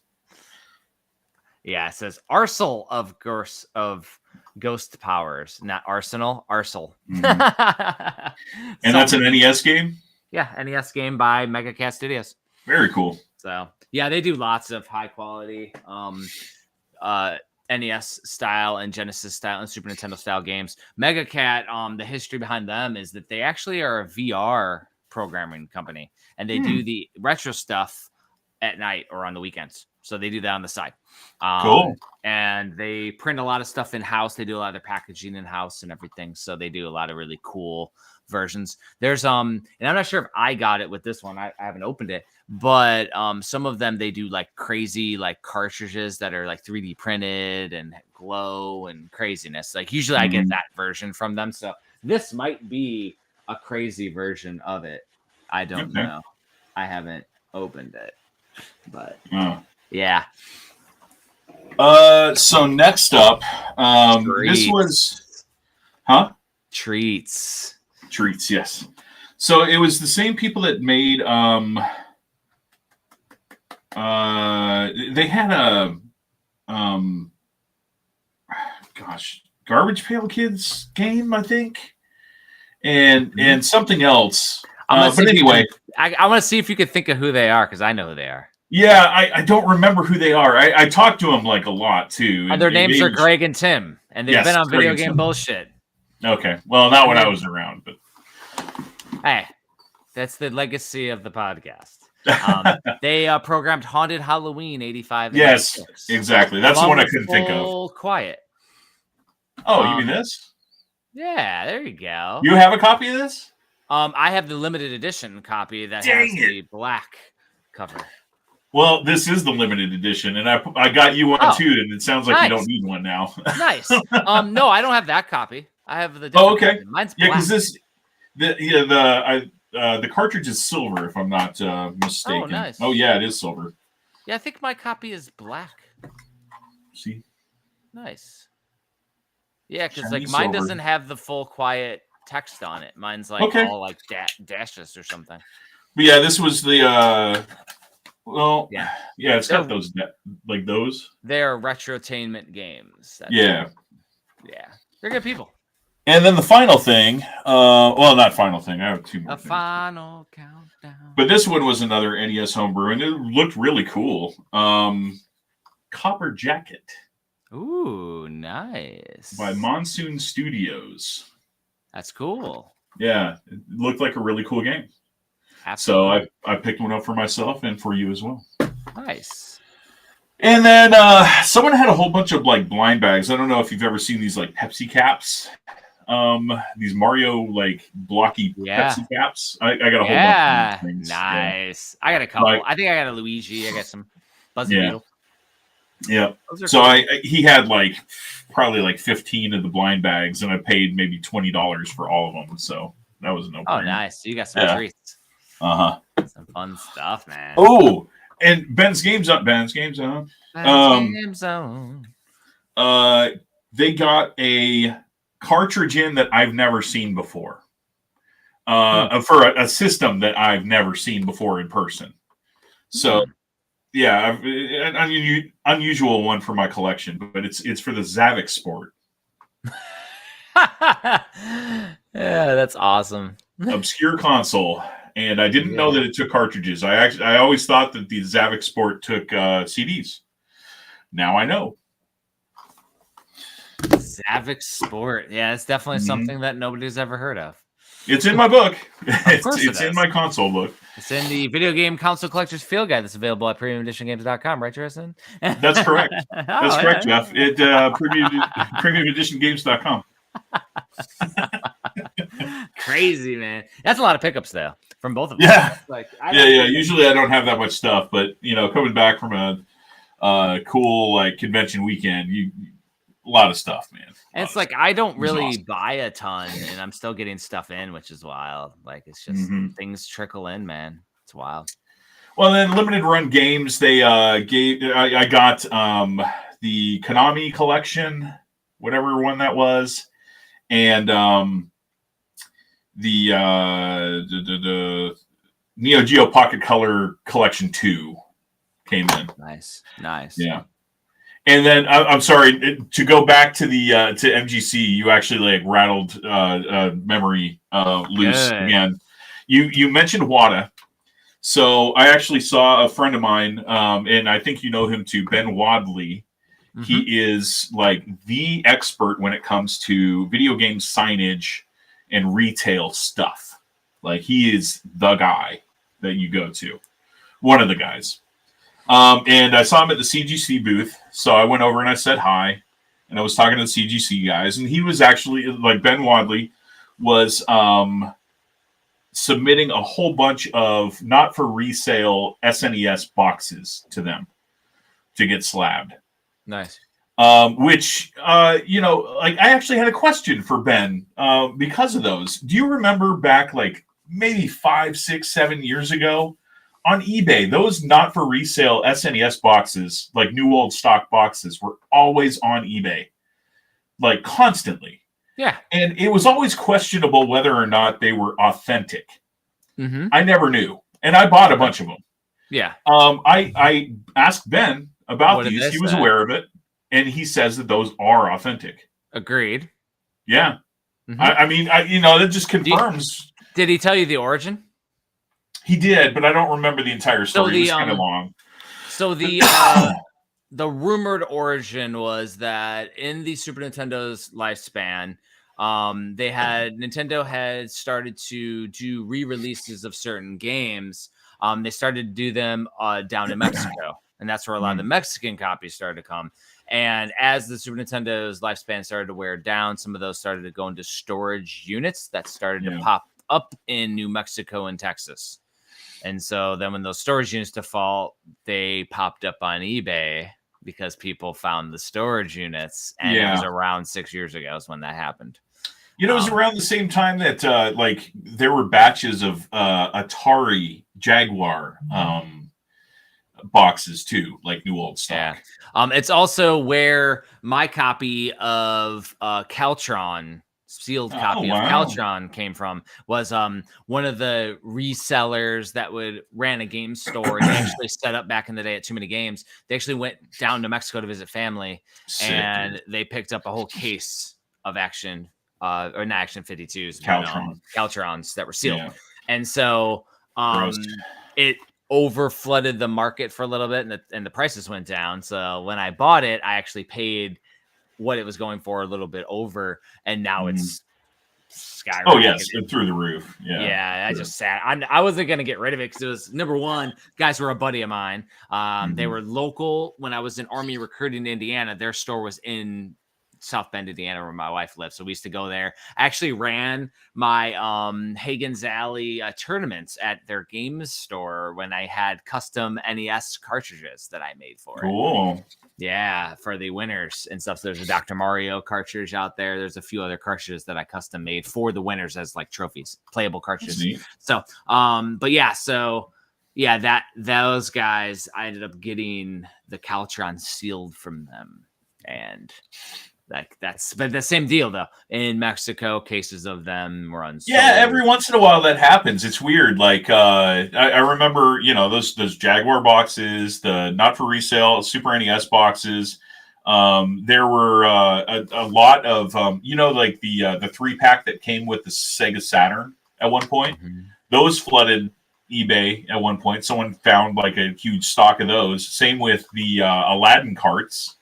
Well, it seems like right now the honey hole is California, SoCal, because I'm watching Pixel Game Squad and they're doing their hunts out there at the flea markets. And it used to be Texas where the Game Chasers was the honey holes. Now it's over there where they're just getting stuff every weekend. There's like the vendors are pulling in stuff from their estate sales that are just like treasure troves of retro goodness. Yeah, what is going on, man? Dude, it's just as people are getting rid of their stuff. And that is a segue to the topic of the episode. Collecting is not truly preserving, Tristan. That is one of them. So this topic was on I think it was on X Twitter by Xander Scullion. Xander Scullion used to do XS Podcast. I haven't seen an episode pop up in forever from him. So collecting is not actually preservation. So the idea is behind this is that if you are collecting stuff right now, Tristan, how is that preserving when it goes nowhere once you're done with it? It becomes a burden on your family to get rid of or to do stuff with it once your time is done. So it's literally selective preservation when we put stuff into our game collections because they go nowhere. And then ironically, digital online is going to preserve it because it's going to be vastly shared with everyone. And that physical preservation, unless it goes into a museum where there's a way to distribute it later, is the only way to truly preserve a physical collection. I absolutely agree with that. It's crazy. And so people call it preservation as an excuse, right, to collect in a certain way, where and I'm going to name a certain collection and a certain website and a certain person and their museum that I've always had a problem with. Oh, who are we talking about? You've probably heard this name. You've probably seen this Facebook page, the Console Purist. Yeah, Stacy Burns. Yeah, he calls it a museum. It's your fucking house, dude. It's your fucking house. Well, I mean, Kyle had the Retroseum. Sure. And it leads. But here's the thing. That 1,000,000% leads to the defense of this perspective. Because, unfortunately, when Kyle passed away, his whole house was a Retroseum. But his parents wanted nothing to do with it. So what happened? Either it's all going to the church rummage sale or going into the trash, or I come and help pick it all up and put it all into storage. And now I have another storage unit because there was no process for him after that. And the thing is like even all my collection and all my wife's collection, because she collects stuff too. If London doesn't want to deal with that stuff, like it's not preservation. It becomes a burden for her to figure out. No, it's your own personal collection, and I mean, unless you're actively like letting people in your house to see this stuff on a regular basis, maybe then you can get away with saying that it's preservation and it's for a museum or whatever. But I mean, like you can spin it however you want. It's your collection. It's not a museum unless it's a museum. So we have We have a certain member on our team in Premium who has all of the games. Yes. Mr. Barry Carenza. And he calls it all his museum and his collection. And I'm like, if his son doesn't want to deal with it, his wife doesn't want to deal with it, that is a giant burden. Yes. And that's how the stuff pops up, by the way, because that's how the Indiana collection on WATA popped up, was that old jobber back in the day on Nintendo Age passed away, and his wife didn't know what to do with it, so went to the collector friends and they started to auction off stuff. But they cataloged it first. It took years. Again, not preservation. Yeah, unless you're a library or you're the video game History Foundation, or you're the National Video Game Museum, or an art museum, or whatever. If you're actually a fucking museum, then you're a museum and you're doing it for preservation. If you're doing it in your house, it's your collection. Don't. So don't I wrote down there are 3 ways to go to preservation. Museums is absolutely one. So if you take your collection and have something in your will that it goes to the museum, then in the end you have enjoyment of it and it goes to a museum. Number 2 is digital for the data. So that is something that Xander Scullion mentioned, is digital. So my thing is if you have an undumped ROM of a game and you haven't provided or backed it up, it may go away. Tetris right there. Exactly. That disc that I found that no one knew about, I ROM dumped that, so now it's on the Internet Archive. And so if you own things that are not anywhere, like it's not preserved. It's just in your house right now. And that can have the same disc rot that it could sitting in a warehouse. It has the same issues that it could have sitting on someone's attic who is the programmer, just in your house in better conditions. But it's still, in the end, whether that be right now or 40 years, 50 years from now, it will go away. Yeah. And it may disappear because your family may not have the care that you currently do to take care of it after your time. The third thing, and I put this one out here because this isn't something that you would normally think about until you're in a position that we are, is putting out new things is a way to create preservation. So, and it's not putting out new things into our own house. It's we put things out there. We create things and we put exactly. Yeah, because like, these indie developers have this product that's digital only. We are putting it out there physically.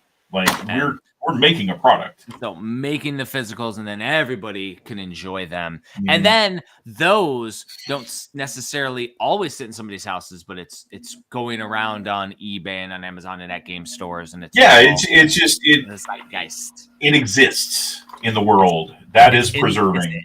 It's in the zeitgeist of the community in a small way, shape, or form. So that is a third way that preservation can happen. And thinking about that process, it always gets me thinking. It's like, all right, so what truly do I want to have in my final, collection that I have? I have to get a personal enjoyment out of it. And so for like having people like you do, which is awesome, having people come over for like a game night, like that's awesome. But also, like, that means you need to have playable stuff ready to go. Yeah. It's not necessarily your cool collectibles. So the cool collectibles then had to be something that brings you enjoyment. Like that's the main thing. You have to be happy with what you're doing.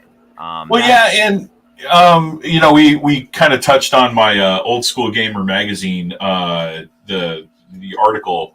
If you actually read that, it goes over the hierarchy of needs. Like I go kind of into psychology in that article, and like the highest level that I say that you can achieve as a gamer is to realize that your collection does not define you. Yeah. And until you get to that point, and you're not just collecting masses and masses of shit just to put in your game room, Wow. then you haven't achieved nirvana, as it were. And it's never ending.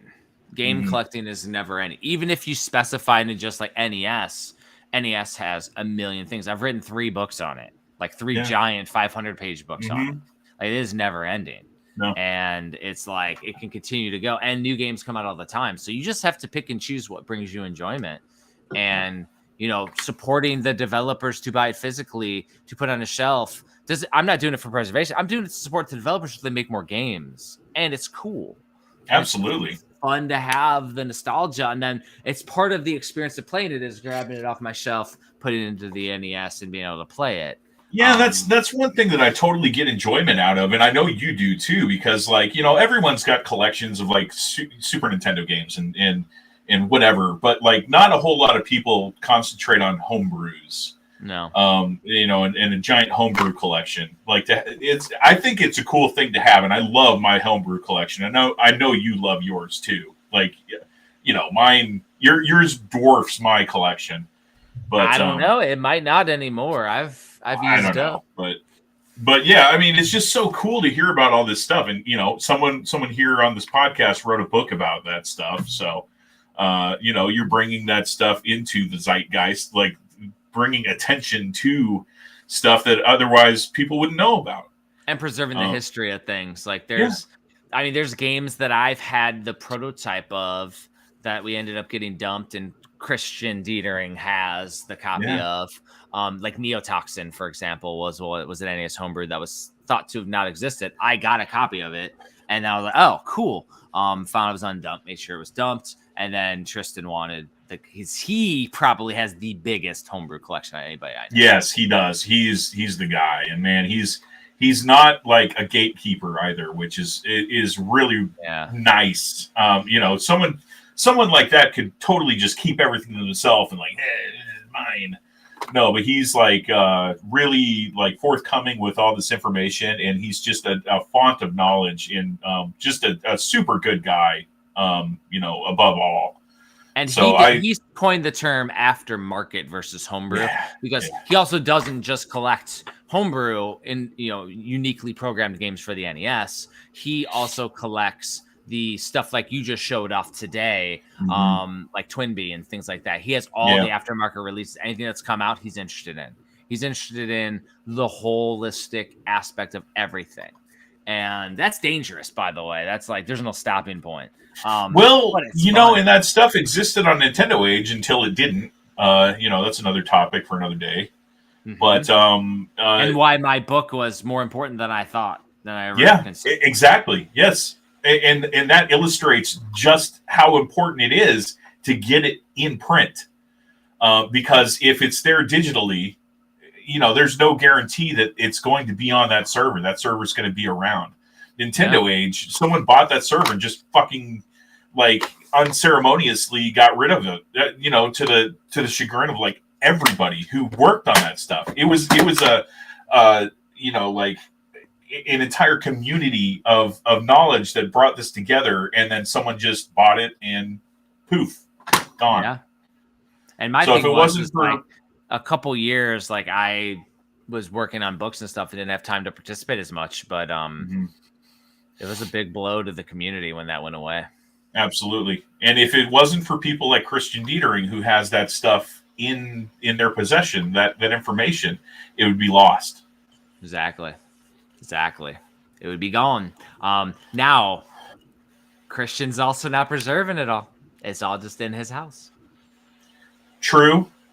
This is true. It's the same boat as it's what we're talking about. You're absolutely right. You can the same argument that I made.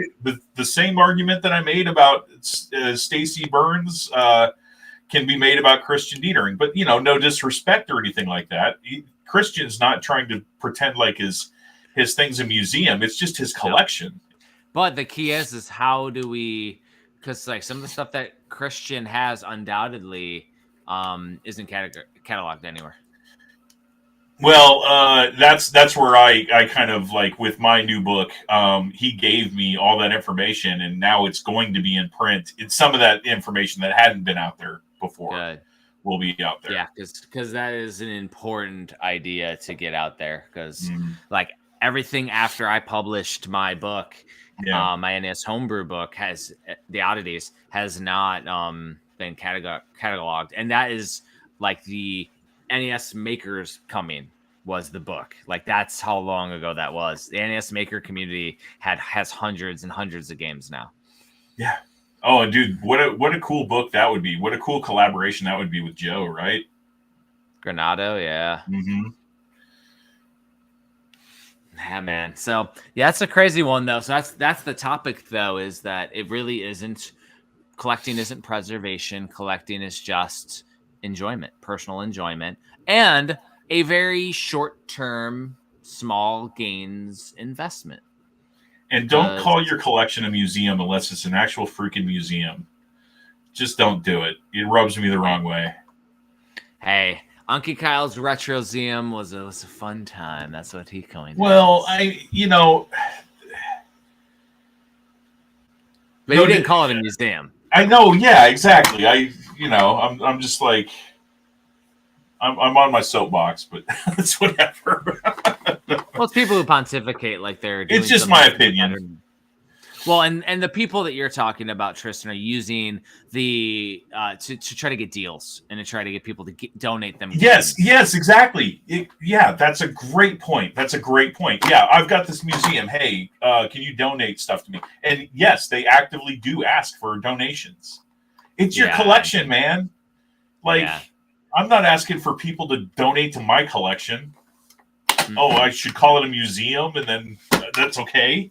No. And people give you things, man. Now it's the other thing. It's if it's for your personal enjoyment, and that's the difference between the one guy you're talking about and Christian Dietering. Christian Dietering doesn't do that. He doesn't consider it a museum. It's his collection. He don't do none of that. He just collects cool shit. Yeah. So it's a very interesting thing, and me being away from my collection for the last year has put things into perspective of like what I actually want out of playing games and what I want out of like collecting games too. So here's a good question for you. And I've already kind of like homesteaded here. I'm out of the military. I'm not going to be moving anymore unless I go completely crazy and like get a new house, but I'm not moving. I'm not. You obviously will have to move at some point. You're going to settle down in, I think you said Florida. That's where my wife currently wants to go to. Uh-huh. So when you do, how big is your space ideally for your game room? So, I have had all types of spaces, from a current corner that I get of the bedroom to a bedroom that I've had before. It's like a single bedroom for a couple of different places. And then I've had a rec room. That is my optimal space. In Maryland, we had an area that was like attached to the garage, and there was this big rec room area. Had a couch in there, I could have multiple shelves, and it had my big old arcade and TV. Had a spot to sit down and play the Nintendo Red 10. Nice. And then it went out to our pool that we had. We had an in-ground pool out there in Maryland, which was cool as hell. That house was like ridiculous, and it was affordable. Wow. But that would be the optimal thing, is just having a nice area, and then maybe one back room that I could have for like projects and stuff. So I don't do the projects in the rec room, game room, but that's all I need. I just need one little space. I don't necessarily want a basement per se, because I've had basements flood over the years. So I was going to say with Florida too, having hurricanes, I don't even know if like Florida has basements, if that's even a thing. Most don't. Yeah. Because swampland. Because Texas, that's another thing. Texas doesn't have basements.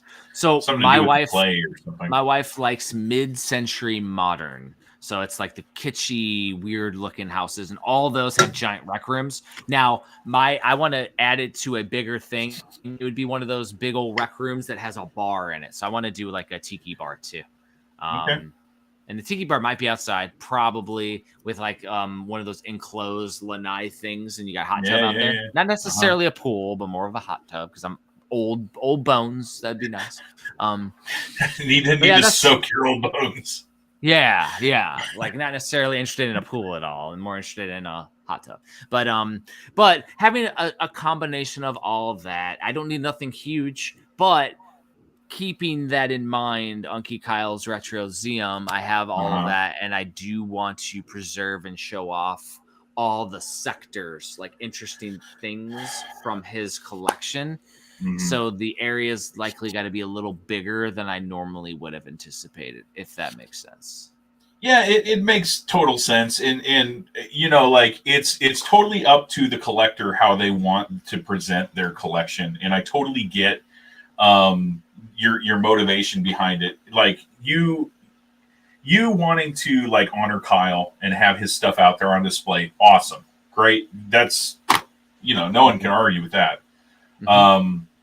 And designing it's going to be part of the preservation for like that part of the experience, not necessarily preservation, but part of the preserving his memory.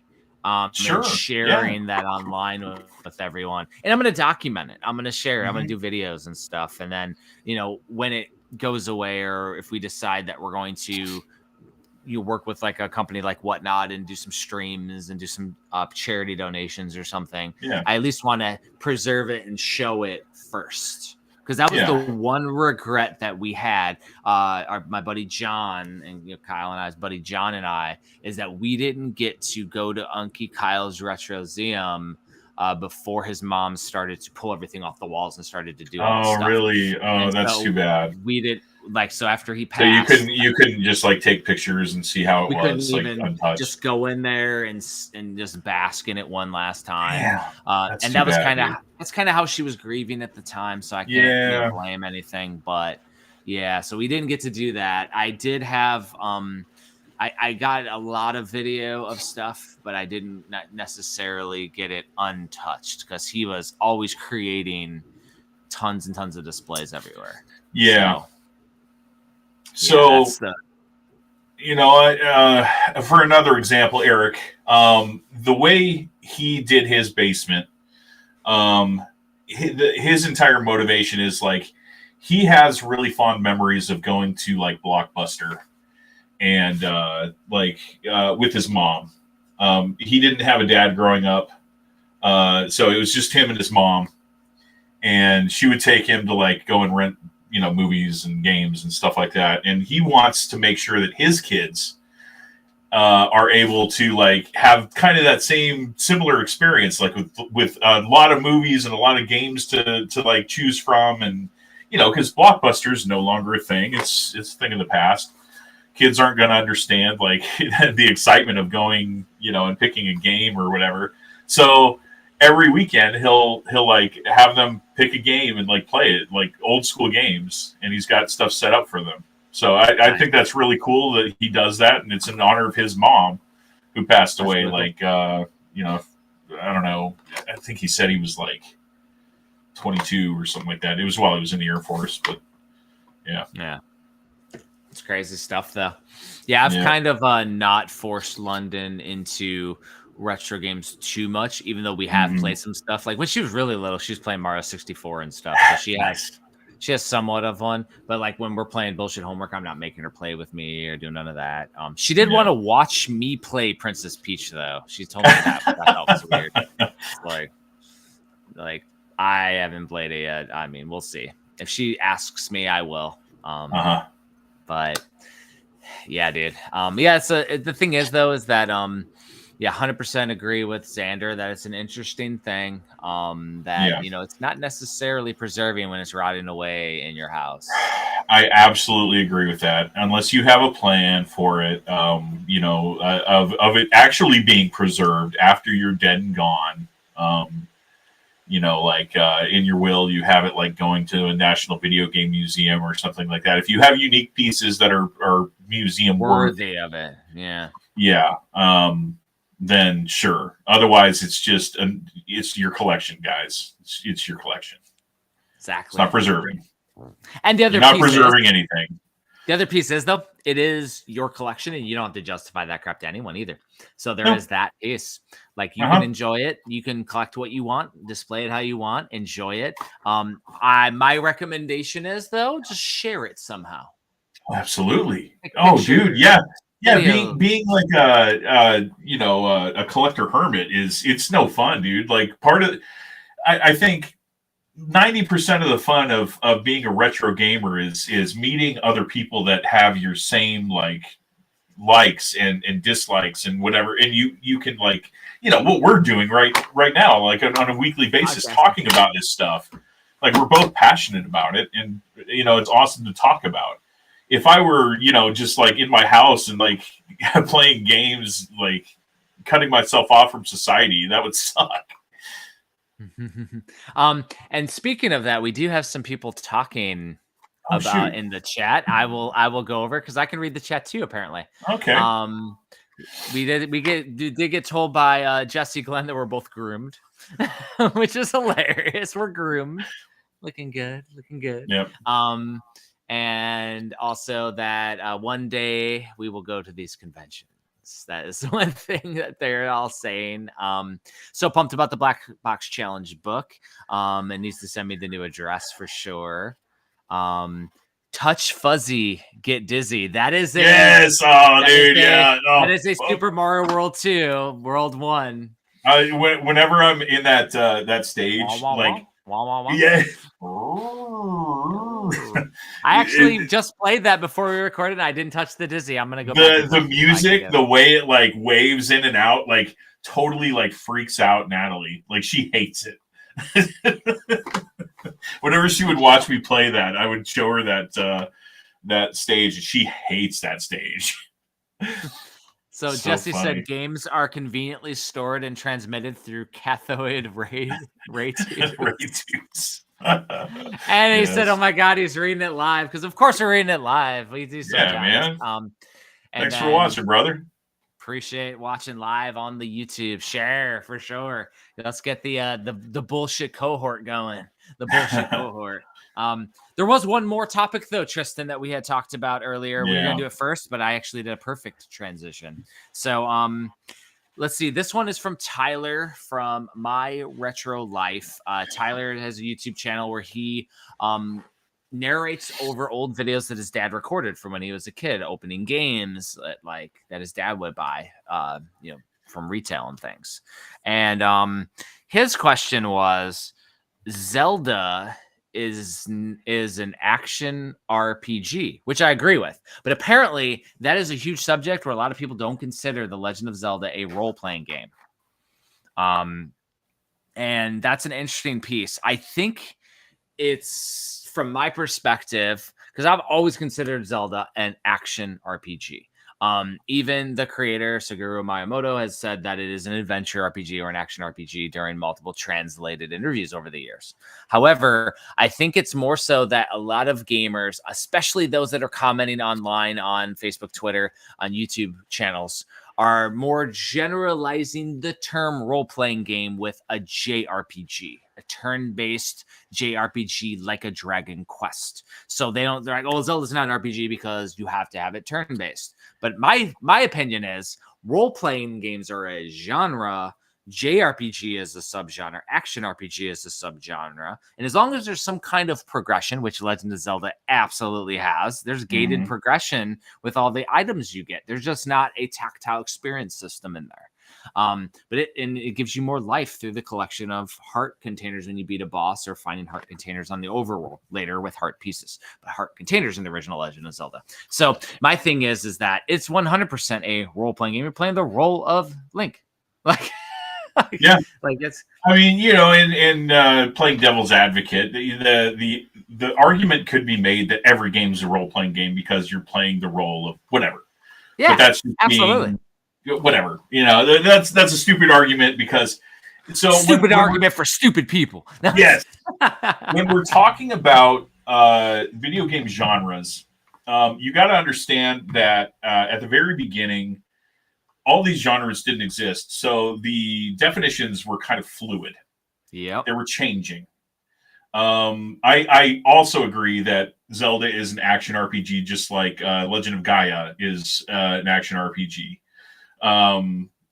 And that one's a little bit more divisive because like it doesn't have like the progression that Zelda had. But like a Secret of Mana that has Secret of Mana experience that has an experience. Yes. So you put it pretty well that an RPG is an umbrella term. And then you have sub genres within that RPG definition.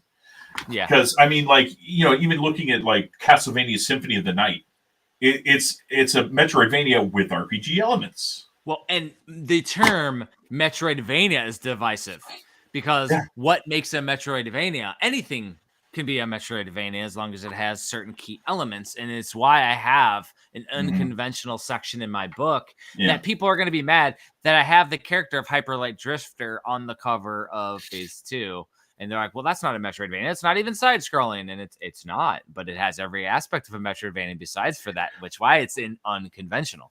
I almost named a game that we haven't talked about for premium. Nice. And that one is also a game that is a Metroidvania that is unconventional. Yeah. I mean, and here's the other thing. So a game that you showed off in your pickups, Full Void, Full Quiet. Full Quiet. Full Quiet has Metroidvania aspects, but it's not quite a Metroidvania. It is masquerading as a Metroidvania. I've actually listened to the Homebrew Game Club who talked about Full Quiet as well on that same aspect, and I agree with them. I am putting it in a Metroidvania book because it has enough of the puzzle aspects that your gated exploration is actually in puzzles. Very, very complex and obscure puzzles, mind you.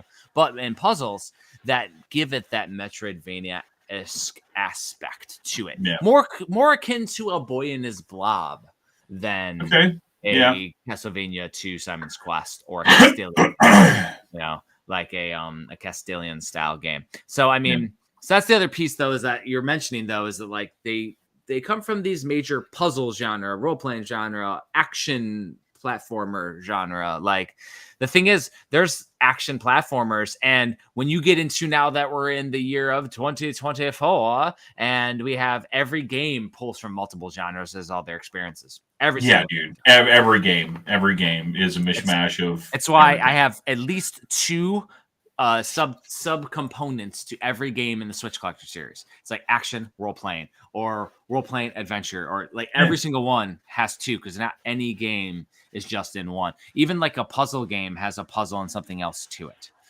Could even be arcadey because arcade feeling means that it's like a one more go type of a game. Like Donut Dodo, action arcade. Donut Dodo is a platformer game, and actually there was a version Donut Dodo Do on the Extra Arcadia that has a unique release, by the way, besides for the normal Donut Dodo, which is really, really fun game. If Premium would have been able to, we would have signed that thing, but we did not have the opportunity. We had talked to them, but the opportunity fell through, unfortunately. But Donut Dodo is another one, action arcade. So. But yeah, to me, like the overarching umbrella of RPG, I think has 3 main subsections. Okay. You've got the action RPG like the Zelda likes. You've got JRPGs that are like turn based or whatever, and then they've turned into like active battles now. That's been a whole progression. And then you've got the American RPGs that are like console. Skyrim, Fallout, those kinds of games. And tactical strategy RPGs. Yeah, okay. Yeah, that's the one I thought you might be going into because the Americanized RPGs more so fall into a mishmash of action adventure genres as well. Sure. They kind of do. And, the Zelda series has kind of flown more into that realm over the years from their traditional action RPGs as well. Yeah, everything evolves and everything becomes very similar. Yeah, it's very fluid. Yeah, and it's a very fun, divisive that's why I like these type of things when I hear them and I comment and like, hey, we're gonna do this as a podcast episode and give you credit. Like that's why I message them on, because I'm like, yeah, we're absolutely gonna talk about this because it's very unique and interesting for sure. But yeah, like, so I 100% don't understand why people don't like say, oh, well, it can't be a role-playing game. It's like, no, I consider whatever definition, I mean, like, and whatever the first term is when I do my 2, that's the stronger element. So action RPG, so it's an action-based game with some role-playing elements. If it's a role-playing adventure game, and it's a big role-playing game, RPG style, with some adventure elements. It's more focused on adventuring. You know how it's the Merriam-Webster dictionary? Mm-hmm. We need to have the Wittenhagen Ibarra video game dictionary. Let's do it. Define everything. I support it. We probably could make that ironically. I think we could. Yeah, I would do it. I'd be down to contribute. Yeah. Pontificating asshats will be the where ideas are born. Ideas are born and people are killed. And preservation is lost. It's gone. And since WrestleMania did finally end, shout out to Cody Rhodes for completing his story finally. Oh yeah, I'm lost on that. So good job, Cody Rhodes. Multiple years, man. Long thing. Son of the American Dream, Dusty Rhodes. Dusty. We used to do a lot of Dusty Rhodes. I love Dusty. Used to do his comments, but yeah, his son was going for multiple years trying to win the first WWE World Title that his dad never won, and he did it. That's cool. Which was cool. It was super cool. He had to get past The Rock. The end boss. The final boss. The final boss. That's actually what they called him, and he came out. I remember seeing that. It was so dumb. The thing is, I watch wrestling. I watch the Royal Rumble, and I watch WrestleMania, and that's it. Everything else is just like, maybe I'll catch some like top 10s on YouTube or something, or something. Wasn't WrestleMania the weekend of MGC last year also? Yes, 2 years. Did they plan it like that? No idea, man. But WrestleMania is huge though. It's so many days. It's so crazy now. I didn't realize that it was across like multiple days. It started. How long has that been the thing? 5 years? 5 years now? Seriously? Yeah. I didn't know that. Yeah. There's actually a video that I need to watch. I have it. I put them on my watch later list. One that takes every single WrestleMania as if it was 2 days and what would be the main event on each day. So like WrestleMania 14 was when Stone Cold Steve Austin finally got the title from Shawn Michaels, but also Undertaker and Kane fought for the very first time. So that would have been day 1, day 2. So I think that would be an interesting thing to watch from a historical perspective. Growing up on wrestling as a kid, it's fun. Yeah. But cool. It's been nice being out of the wrestling zeitgeist again and just back into my video game slump, which is fun. Fallout's been awesome. I'm definitely going to watch at least an episode tonight. Oh yeah, highly recommend Fallout. Then I just go into, now we talked about The Witcher, so I need to finish The Witcher. The Witcher's awesome. Witcher's amazing. I love The Witcher. Then there was another show that popped up that is made by the developers of what is it? Game of Thrones, and it's on Netflix. And I was like, I might have to watch that too. One thing I like about Netflix versus every other streaming system, and I do like about YouTube, is I can watch things on 1.5 speed. And I actually watch all podcasts, which you can do this with Video Game Bullshit. 1.25 speed on all podcasts is perfect. Because there's no lull. So when we talk, somebody's thinking between it, and if I don't delete the dead air, which on YouTube we don't, watching it at a 1.5 speed on YouTube's good. 1.5 speed on Netflix is good. It does take some getting used to, but it is good and it flows very fast. Because there's too much content out there. Don't have enough time in the day. Yeah. And I can't listen to podcasts and stuff while I work on book projects. I've tried. I can listen to music, but I can't listen to podcasts. Anything that I'm interested in. You have to concentrate. Yeah, I can do music, but I can't do that, which is unfortunate.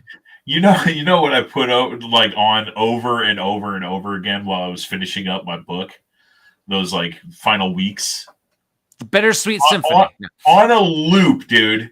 The Hateful Eight. It was on a loop. Nice. Because it's obviously a movie I love, but one that I'm so familiar with that I don't have to pay attention. I know what's going on. Yeah. So. Yeah. No, I will have on TV because I have my laptop now that I work on stuff on. Either we'll be watching shows that more like cooking shows and stuff that my wife likes, and then I go in there. We were watching last night Slasher on Shudder, and I was doing projects on the side, and I was able to predict who the killer was without even half paying attention. I'm like, oh no, the killer's this person. And I fell asleep on the couch, and then I asked my wife, "You finished it?" She's like, "Yeah." I was like, "Was I right?" She's like, "Yeah." I was like, "Damn it!" It's like, why? I was like, if I can predict that one that quickly, like, I'm done with this show. And the show's done, but like, I was like, I'm done with this show. But no, I like to put on 80s and 80s style slashers and action movies and stuff while I work on stuff, which is fun. Gotcha.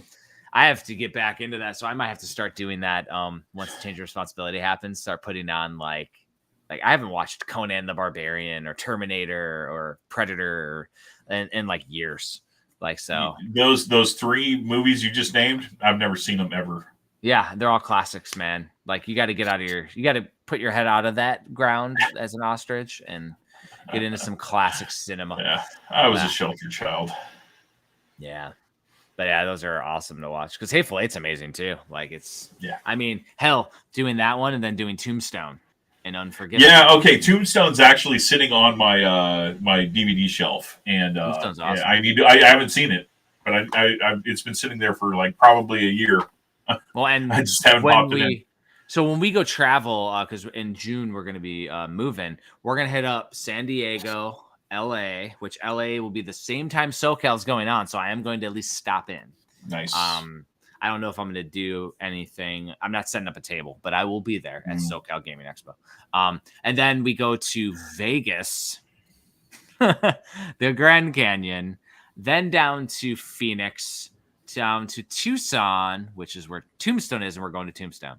Now, if you've never heard about this, Tombstone is like it's from the movie. It's like everybody's wearing the stuff. There's actors out there and stuff. So it is old school Western town. Cool. They got saloons, they got shootouts, they got everything. That's freaking awesome. So I want to take London there to see it. She says she wants to wear her Jedi robe. We got her a Jedi robe at Disney. Yeah. She wants to be a Jedi out there, and I was like, perfect. So yeah, so we're gonna do Tombstone, and then when we're out there, like Tucson to El Paso is not far, so then we'll be near where we're at. So I think we're spending about 15 to 18 days traveling, and I'm going to be linking up with people that are out in that area. So if any listeners are out in that area, hit me up and we'll go game hunting or something. I definitely want to try to find some awesome game finds too. Yeah, for sure. So yeah, my wife's already looking. Are we getting near the end of the episode, Tristan? I think so. I've got one final question for you, though. Ooh, where was I in the year? When you finally are looking for your house in Florida after you've retired as a crusty old E9 Sergeant Major, are you going to be on another HGTV show? HGTV show, huh? Yeah. Well, we'll see. I mean, they have one open. Yeah, that was a fun experience being able to be on House in a Hurry. That was my wife just reaching out. There's a casting call right as we were about to move from Texas to Georgia, and we got on the show. And I got to move. The one thing that was nice about it is that they flew my family out to go house hunting. That's cool. Normally, it would have just been me, and then I would have filmed it because I couldn't afford to get my whole family out there. Yeah. But instead, but we had to walk through the houses. Like if you go house hunting, had to walk through the houses 4 times each, not just once. We had to go through 4 times, and we had to do it again. Just to get enough footage. Yeah, because they're like, well, this one we're going to film you from the front. This one we're going to film you from the back. Walk the exact same way and go into the exact same rooms. I'm like, I don't remember that. That's so weird. Every time I'm like, I don't remember that. And when you would talk on the camera, in front of the camera, you would have to say things a specific way. And it would be, I messed it up every time. So they use my wife. It's like when I walk into the house, I would be like, hey, yeah, I walked over here. And they're like, no, not like that. Like when I walk into that, I'm like, I couldn't do it. That's why I had like one-liners and zingers every time, because that was the funny shit. Oh, yeah. All I remember is you're like, oh, I like the feng shui in this. You said that about something. I don't remember, but there was one that's like, this has a laundry chute, so that was used. And then the one that everybody says that I said on national television, that I said, I think it was Monster Energy drink. I said, this tastes like pee-pee in my mouth. On national television, and it made the cut. I was like, sponsored by Monster Energy. Yeah. It might have been Rockstar, actually, but it was like, whatever it was, I was like, ooh, no, this tastes terrible. It was hilarious, though. Like, that's funny. Can't make it up. Actually, there was something that Andrea found. She found on her phone the original recordings from the Unpacked episodes. So the Unpacked episodes is when you go back. We watched all of season 1 and recorded it on a camera, and there was more episodes that were released with us on it. So there was one where a family was looking for houses in like Tampa, Florida or something, and my wife goes, Gators. And then like it got on, they're like, Gators. Like on national TV. It was hilarious.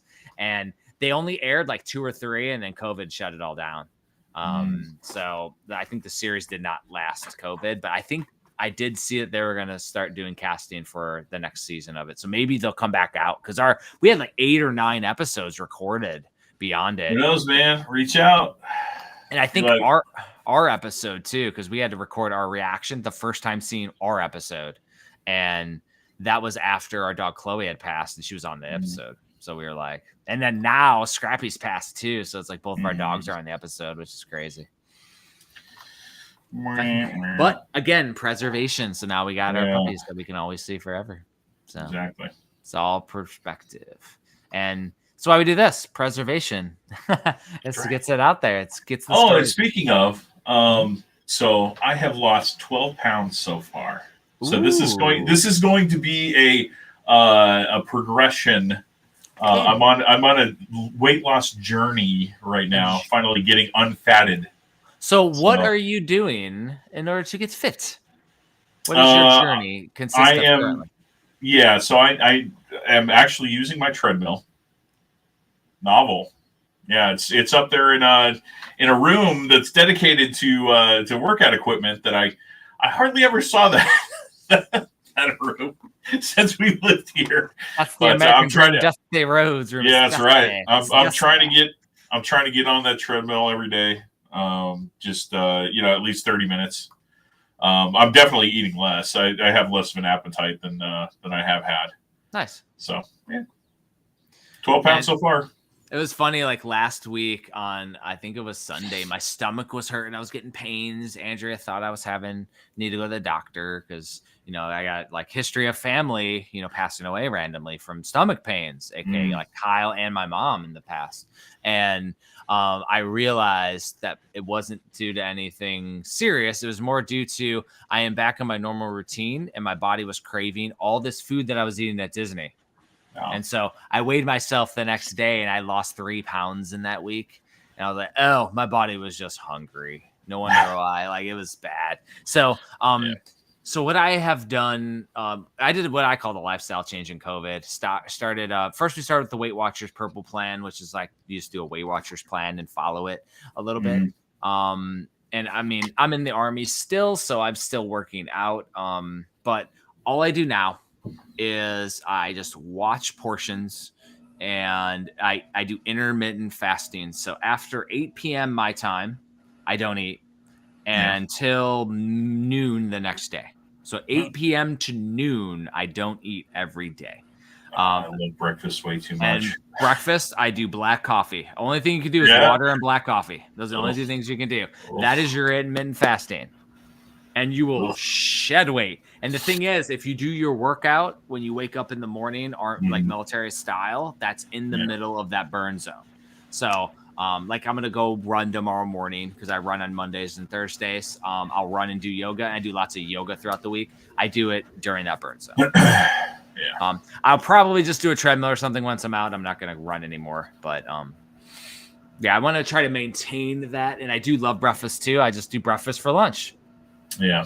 There you go. Yeah, something to look forward to. Breakfast for dinner. But yeah, that's literally today. I think I ended up eating 15 minutes early before noon as I was getting starving. I was sitting there putting away stuff in my bedroom and I was getting hungry as shit. So I ate a couple pieces of leftover pizza. But now it's almost going to be dinner time. Wife will make something. And then if my daughter wants to snack or anything, she'll have to come down before 8 because after 8, I am done. It also gets me to stop eating before I go to bed a couple hours after that. You're supposed to not eat within like 3 or 4 hours, but I'm old and I fall asleep early. So I've been doing that. I've maintained because I was at 228 pounds when I left the trail, which was on the House in a Hurry episode. I was 228 pounds. I've been like around 188 to 190 for the last like 4 years now. So. Yeah, I mean, ever since I got out of the Air Force, like, I didn't have that accountability. Like, got lazy, got big. Need to get back down to fighting weight. Well, it's just if you feel good about it. Yeah, and I don't feel good about myself, so I need to, obviously, I've decided to make a change, and I'm on my way. So it's good. I absolutely support. That's awesome. And as long as you're feeling good about it, when you feel good, you're good. You know what I mean? Right. The key is I always do the lifestyle change. So whatever I am doing, I try to because you're going to go a little drastic initially, but then you modify it into something you can live with. So if you like breakfast, then you do something reasonable at breakfast. But like you do something that's you're good with that keeps you on glide path. And that's the fun part of this whole thing is you kind of make it your own. It's fun. Yep. And you'll get there. So does that call the episode to a close? I think so. Awesome. That's a nice little fun little bullshit episode. Yeah, dude, we had a lot to cover. We had a lot to make up for. So sorry it went a little long, our viewers and podcast listeners, but I did listen to our video game bullshit retro reimagined last week, and I was telling you about it. And we used to go super in depth on one thing in the episode, and that's all we would record. I would like to do that for Super Mario World 2. Let's try to go in depth as we can. Let's do a little in-depth thing and see if we can do an old school bullshit episode. It's also interesting how Kyle used to do the intro flow because he used to start with the song, the video game bullshit song, and then go into multiple iterations from the game. And it would just it was a really cool progression. And he would do a break in the middle and play some music. Oh, neat. Yeah, he'd just pick a break and a good stopping point and do like a little one. So maybe we try to do it like that with the homework one. But I do like going back and forth with what we've been up to. It's fun. It's like more of So it's preserving what we've done. And as a tribute to Kyle, that's kind of like the most important pieces. So that's why it's like that's equally as important, which is why our episodes of Video Game Bullshit are longer than they used to be too. So I would say, everybody, we appreciate you listening. Definitely check out the books over at HagensAlley.com. Switch Collector, Video Game Console Collector's Field Guide are over at PremiumEditionGames.com. And then, of course, the Video Game Collector Guides individually are over at Tristan's website, which is VGCollectorGuide.com. I really do think you need to get one more website. It needs to be artofabara.com. Art of Ibarra. artofabara.com. That flows off of my tongue better. You just get the website. Because if you also go to UnkyKyles.com and UnkyKylesRetroZeum.com, it goes to Hagen's Alley. UnkyKyles.com is the website as well. Because I did change the nomenclature to Unky Kyle's Retrozeum as we will eventually be putting up his collection on the website. So anyways, thank you everybody for listening, and we will see you next time. Later, guys.